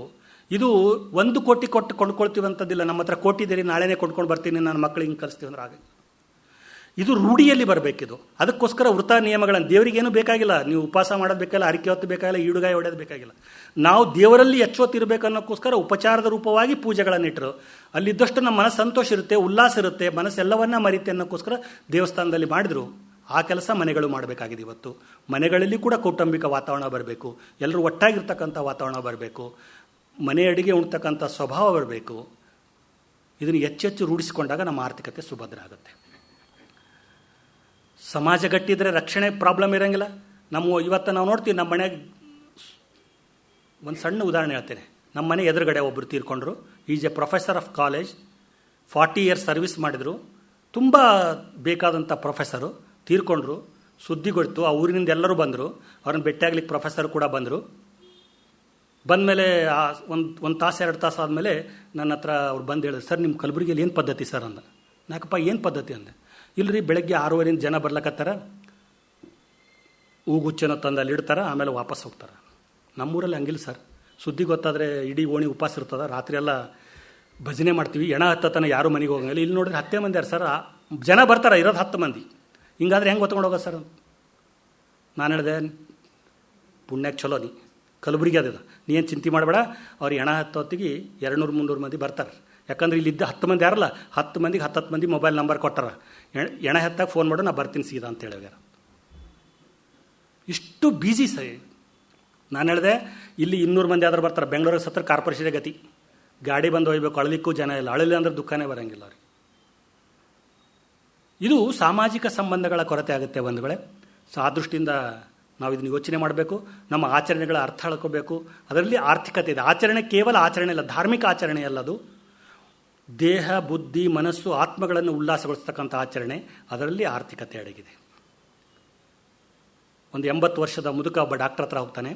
ಡಾಕ್ಟರ್ ಹತ್ರ ಹೋಗಿ, ಡಾಕ್ಟ್ರೇ ನಾನು ಕಿವಿ ಕೇಳ್ತಲ್ಲ, ಸ್ವಲ್ಪ ಟೆಸ್ಟ್ ಮಾಡಿರಿ ಅಂತ ಹೇಳ್ತಾನೆ. ಡಾಕ್ಟ್ರ್ ಟೆಸ್ಟ್ ಮಾಡಿದ್ಮೇಲೆ ನಿನಗೆ ಸಣ್ಣ ಆಪ್ರೇಷನ್ ಮಾಡಬೇಕು, ಮಾಡಲ ಅಂತ ಮಾಡಿ ಡಾಕ್ಟ್ರ್ ಹೇಳ್ತಾನೆ. ಡಾಕ್ಟ್ರ್ ಆಪ್ರೇಷನ್ ಮಾಡುತ್ತೆ, ಕಿವಿ ಕೇಳಕ್ಕೆ ಶುರು ಆಗುತ್ತೆ, ಬಿಲ್ ಕೊಡ್ತಾರೆ ಒಂದು ಡಾಕ್ಟ್ರ್ ಹತ್ರ.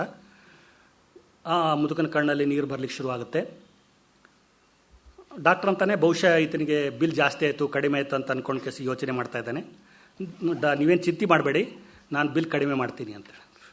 ಆ ಅಜ್ಜ ಹೇಳ್ತಾನೆ, 80 ವರ್ಷದಿಂದ ನಾನು ಕಿವಿ ಕೇಳ್ತಿತ್ತು, ಒಂದಿನೂ ಬಿಲ್ ಬರಲಿಲ್ಲ, ಒಂದು ಕ್ಷಣಕ್ಕೆ ಬಿಲ್ಲಕ್ಕೆ 3 ಲಕ್ಷ ಬಂತಲ್ಲ, ಯಾವ ಮನುಷ್ಯ ನನಗೆ ಕೊಟ್ಟ ಅವನು ನೆನಪೇ ಮಾಡ್ಕೊಳ್ಳಿಲ್ಲ, ಇನ್ನಾದರೂ ನೆನಪು ಮಾಡ್ಕೊಳ್ತೇನೆ. ಅದಕ್ಕೆ ಬಸವಣ್ಣವ್ರು ಹೇಳಿದ್ದಾರೆ, ನೆನೆಯಬೇಕು ಬೆನ್ನು ಭಾಗದ ಮುನ್ನ, ಕೈಯ ನೂರಿ ಕಾಲ ನುರಿಯದ ಮುನ್ನ, ಅನ್ಯರಿಗೆ ಹಂಗ. ಶಿವನ್ ನೆನೆಸ್ಬೇಕು. ಶಿವನ್ ನೆನೆಸಲ್ಲಿ ಆರ್ಥಿಕತೆ ಇದೆ, ವಿಚಾರವೂ ಇದೆ, ಸಂಬಂಧವೂ ಇದೆ ಬಂಧುಗಳೇ. ಆದರೆ ಇವತ್ತು ತಾಯಿಯನ್ನು ಮರ್ತಿದ್ದೇವೆ, ತಾಯಿನಾಡನ್ನು ಮರ್ತಿದ್ದೇವೆ. ಅವೆರಡೂ ಮರ್ತಿದ್ದಕ್ಕೋಸ್ಕರ ಕೂಡ ಆರ್ಥಿಕತೆ ವ್ಯತ್ಯಾಸ ಆಗಿದೆ. ತಾಯಿ ಬಗ್ಗೆನೂ ಒಂದು ತಾಯಿ ಮರಣಶೈಲಿರ್ತಕ್ಕಂಥ ವೃದ್ಧಾಶ್ರಮದಲ್ಲಿರ್ತಕ್ಕಂಥ ತಾಯಿ ಮಗನಿಗೆ ಫೋನ್ ಮಾಡ್ತಾಳೆ, ನಾನು ಸಾಯ್ತಾ ಇದ್ದೇನೆ ಕರೆಸ್ರಿ ಅಂತೇಳಿ. ಆ ಮಗ ಓಡಾಡಿ ಬರ್ತಾನೆ, ನನ್ನ ತಾಯಿ ಸಾಯ್ತಾಳೆ ನೋಡಲಿಕ್ಕೆ. 10 ನಿಮಿಷದಲ್ಲಿ ಜೀವ ಹೋಗುತ್ತೆ. ತಾಯಿ ಹೇಳ್ತಾಳೆ, ಅಮ್ಮ ಆರಾಮಾಗಿದೆಯಾ ನೀನು? ಆರಾಮಿದ್ದೀನಿ ಮಗನೇ, ಆದರೆ ಒಂದೆರಡು ಕಂಡೀಷನ್ ಅವು. ಇಲ್ಲಿ ಬೆಡ್ ಸರಿಯಾಗಿಲ್ಲ, ಫ್ಯಾನ್ ಸರಿಯಾಗಿಲ್ಲ, ಟಾಯ್ಲೆಟ್ ಸರಿಯಾಗಿಲ್ಲ. ಹೀಗೆ ಒಂದು 10-20 ಪಟ್ಟಿಯನ್ನು ಮಗನ ಹತ್ರ ಹೇಳ್ತಾಳೆ. ಮಗ ಕೇಳ್ತಾನೆ, ಅಮ್ಮ ಇನ್ನೊಂದು ತಾಸಲ್ಲಿ ನೀನು ಸಾಯ್ತಾ ಇದೆಯಾ? ಇಷ್ಟು ವರ್ಷ ಕಷ್ಟದಾಗ ಬದುಕಿದ್ವಿ, ಈಗ ಯಾಕಮ್ಮ ಕಷ್ಟ ನೆನಪು ಮಾಡ್ಕೋತೀನಿ, ಆರಾಮ್ ದೇವರೆಸ್ಕೊಂಡು ಸಾಯಿ ನೀನು ಅಂತ ಮಗ ಹೇಳ್ತಾನೆ. ಮಗನೇ, ಇದು ನನ್ನ ಚಿಂತೆ ನನಗಲ್ಲ, ಇನ್ನೊಂದು 5 ವರ್ಷಕ್ಕೆ ನಿನ್ನ ಮಗ ಇಲ್ಲಿ ತಂದು ಬಿಡ್ತಾನಲ್ಲ, ಆವಾಗ ನೀನು ಸುಖವಾಗಿರಲಿ ಅನ್ನೋಕ್ಕೋಸ್ಕರ ಕೇಳ್ತಾ ಇದ್ದೆ.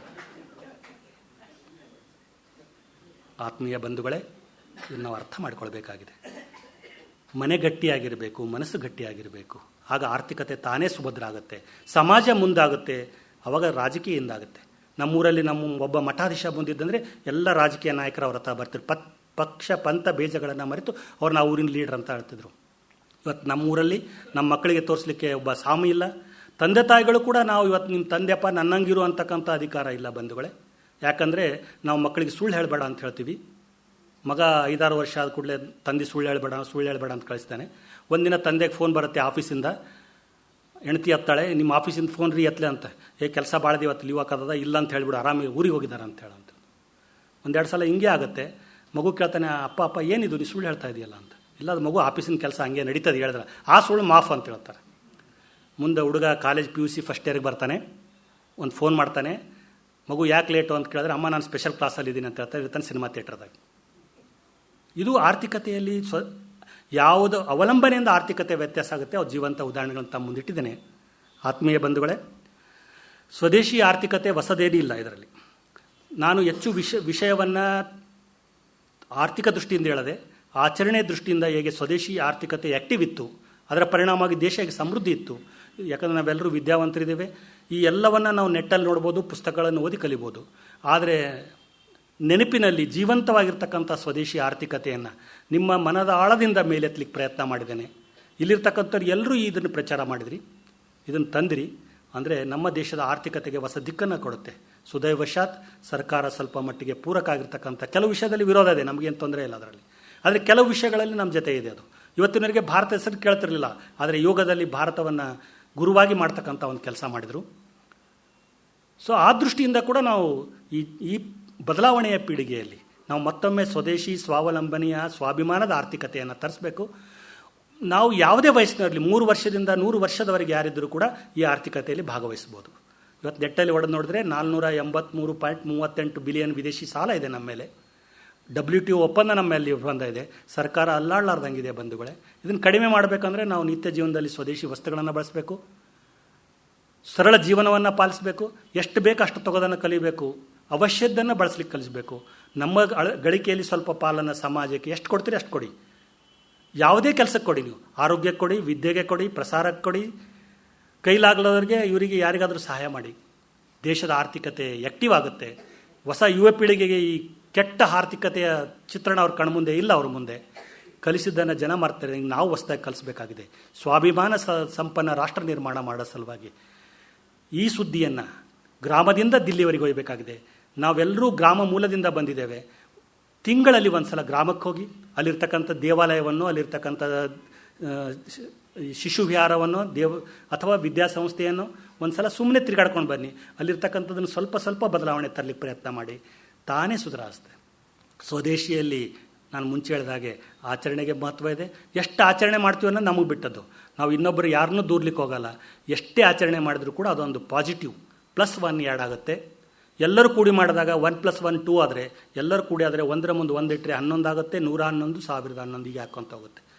ಈ ಭಾಗಿಯಾಗಬೇಕು.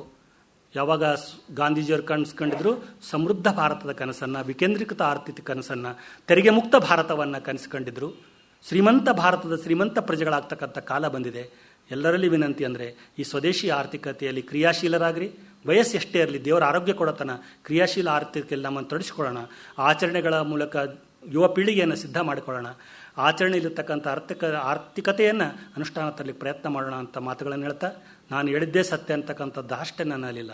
ಯಾವುದು ನಿಮಗೆ ಸ್ವೀಕಾರ ಆಗಿದೆ ಅದನ್ನು ಸ್ವೀಕಾರವಾಗಿ ಸ್ವೀಕರಿಸಿ, ಯಾವುದು ವ್ಯತ್ಯಾಸ ಆಗಿದೆ ದಯವಿಟ್ಟು ಅದನ್ನು ಬಿಡಿ. ಯಾಕಂದರೆ ನಾನು ಮುಂಚೆ ಹೇಳಿದಾಗ ವಿಷಯ ತಜ್ಞನಲ್ಲ. ನಾನು ಹೇಳಿದ್ದೆಲ್ಲವೂ ಕೆಲವೊಮ್ಮೆ ಬಲ್ಲವರಿಂದ ಕಲಿತು, ಕೆಲವೊಮ್ಮೆ ಮಾಡ್ಪವರಿಂದ ಕಂಡು, ಕೆಲವೊಮ್ಮೆ ಸುಜ್ಞಾನದಿಂದ, ಕೆಲವೊಮ್ಮೆ ಸಜ್ಜನ ಸಂಘದಿಂದ, ಈ 4 ಭಾಗದಿಂದ ಕಲಿತಂಥ ಜ್ಞಾನವನ್ನು ನಿಮ್ಮ ಮುಂದೆ ಪ್ರತಿಷ್ಠಪಡಿಸ್ತೇನೆ. ಇಲ್ಲಿ ಕೂತರ ಯಾರ್ದಾದ್ರೂ ಭಾಷಣ ಕೇಳಿದ್ರೆ ಆ ಮಾತುಗಳು ಕೂಡ ರಿಪೀಟ್ ಆಗಿರಬಹುದು ಇಲ್ಲಿ. ಸೊ ಆ ದೃಷ್ಟಿಯಿಂದ ಇಲ್ಲಿ ಬಂದಂಥ ಅವಕಾಶ ಮಾಡಿಕೊಟ್ಟಂಥ ಎಲ್ಲರಿಗೂ ವಂದಿಸಿ ನನ್ನ ಮಾತುಗಳನ್ನು ತಮ್ಮೆಲ್ಲ ಹೃದಯದಲ್ಲಿರ್ತಕ್ಕಂಥ ಭಗವಂತನಿಗೆ ಸಮರ್ಪಿಸ್ತೇನೆ. ಧನ್ಯವಾದಗಳು.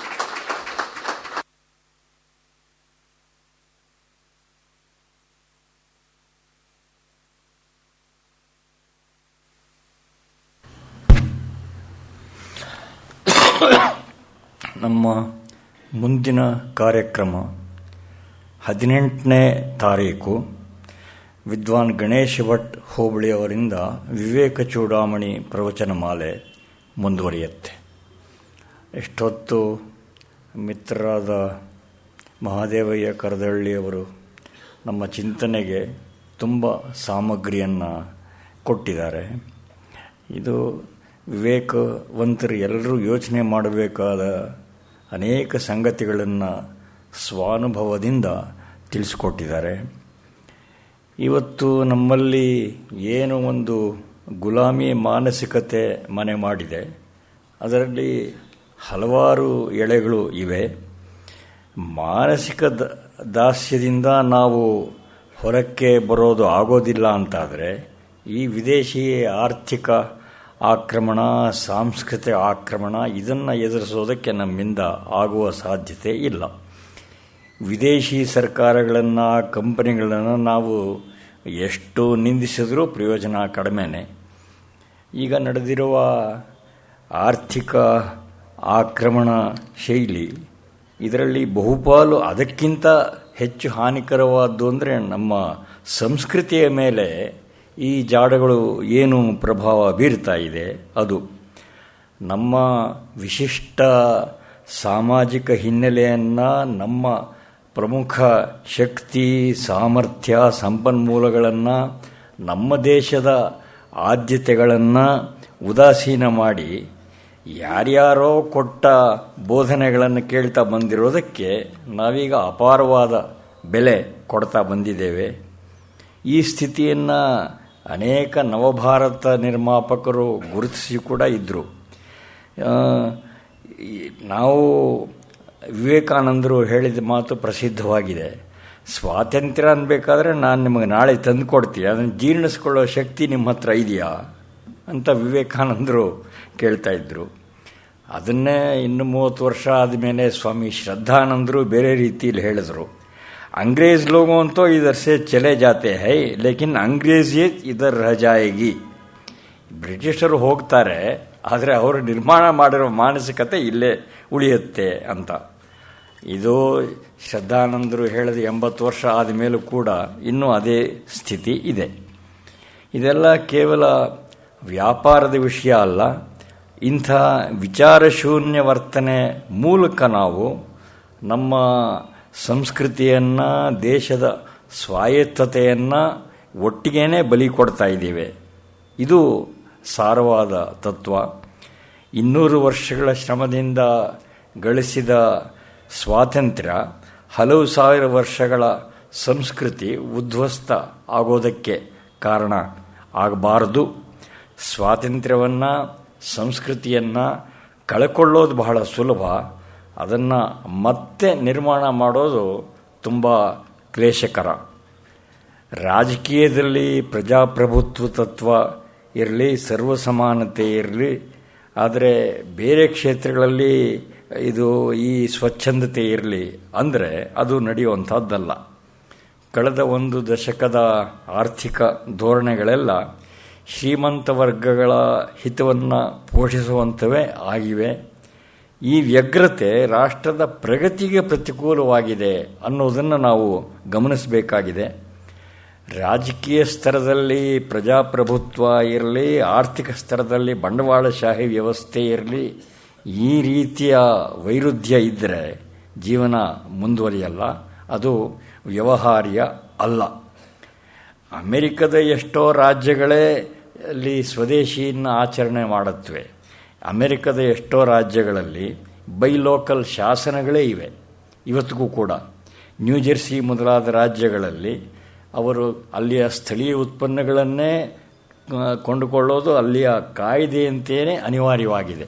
ಹೀಗಾಗಿ ನಾವು ಸ್ವದೇಶಿ ಕಲ್ಪನೆ ಅವ್ಯವಹಾರ್ಯ ಅಂದುಕೊಳ್ಳಬೇಕಾದ ಕಾರಣ ಏನಿಲ್ಲ.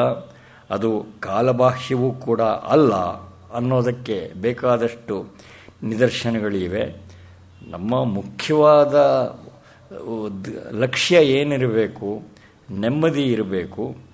ಅದರಲ್ಲಿ ನೆಮ್ಮದಿ, ಪ್ರಶಾಂತಿ ಇದು ನಮ್ಮ ಉದ್ದೇಶ ಅಂತ ನಾವು ಅಂಗೀಕರಿಸಿದ್ರೆ ಅನೇಕ ಪ್ರಶ್ನೆಗಳಿಗೆ ಉತ್ತರ ಸಿಗ್ತವೆ. ಹೀಗೆ ನಾವು ವಿವೇಚನೆ ಬಳಸಿ ಕಾರ್ಯೋನ್ಮುಖರಾಗಬೇಕಾಗಿದೆ. ಹೀಗೆ ನಾವೆಲ್ಲ ಚಿಂತನೆ ಮಾಡೋದಕ್ಕೆ ತುಂಬ ಒಳ್ಳೆಯ ಸಾಮಗ್ರಿಯನ್ನು ಮಿತ್ರರಾದ ಮಹಾದೇವಯ್ಯ ಕರದಳ್ಳಿರು ಒದಗಿಸಿದ್ದಾರೆ. ಅವರಿಗೆ ತಮ್ಮೆಲ್ಲರ ಪರವಾಗಿ, ಪ್ರಾಯೋಜಕರಾದ ನಿಟ್ಟೂರು ಶ್ರೀನಿವಾಸರಾವ್ ಪರಿವಾರದ ಪರವಾಗಿ ಕೃತಜ್ಞತೆಯನ್ನು ಸಲ್ಲಿಸ್ತಾ ಇದ್ದೇನೆ.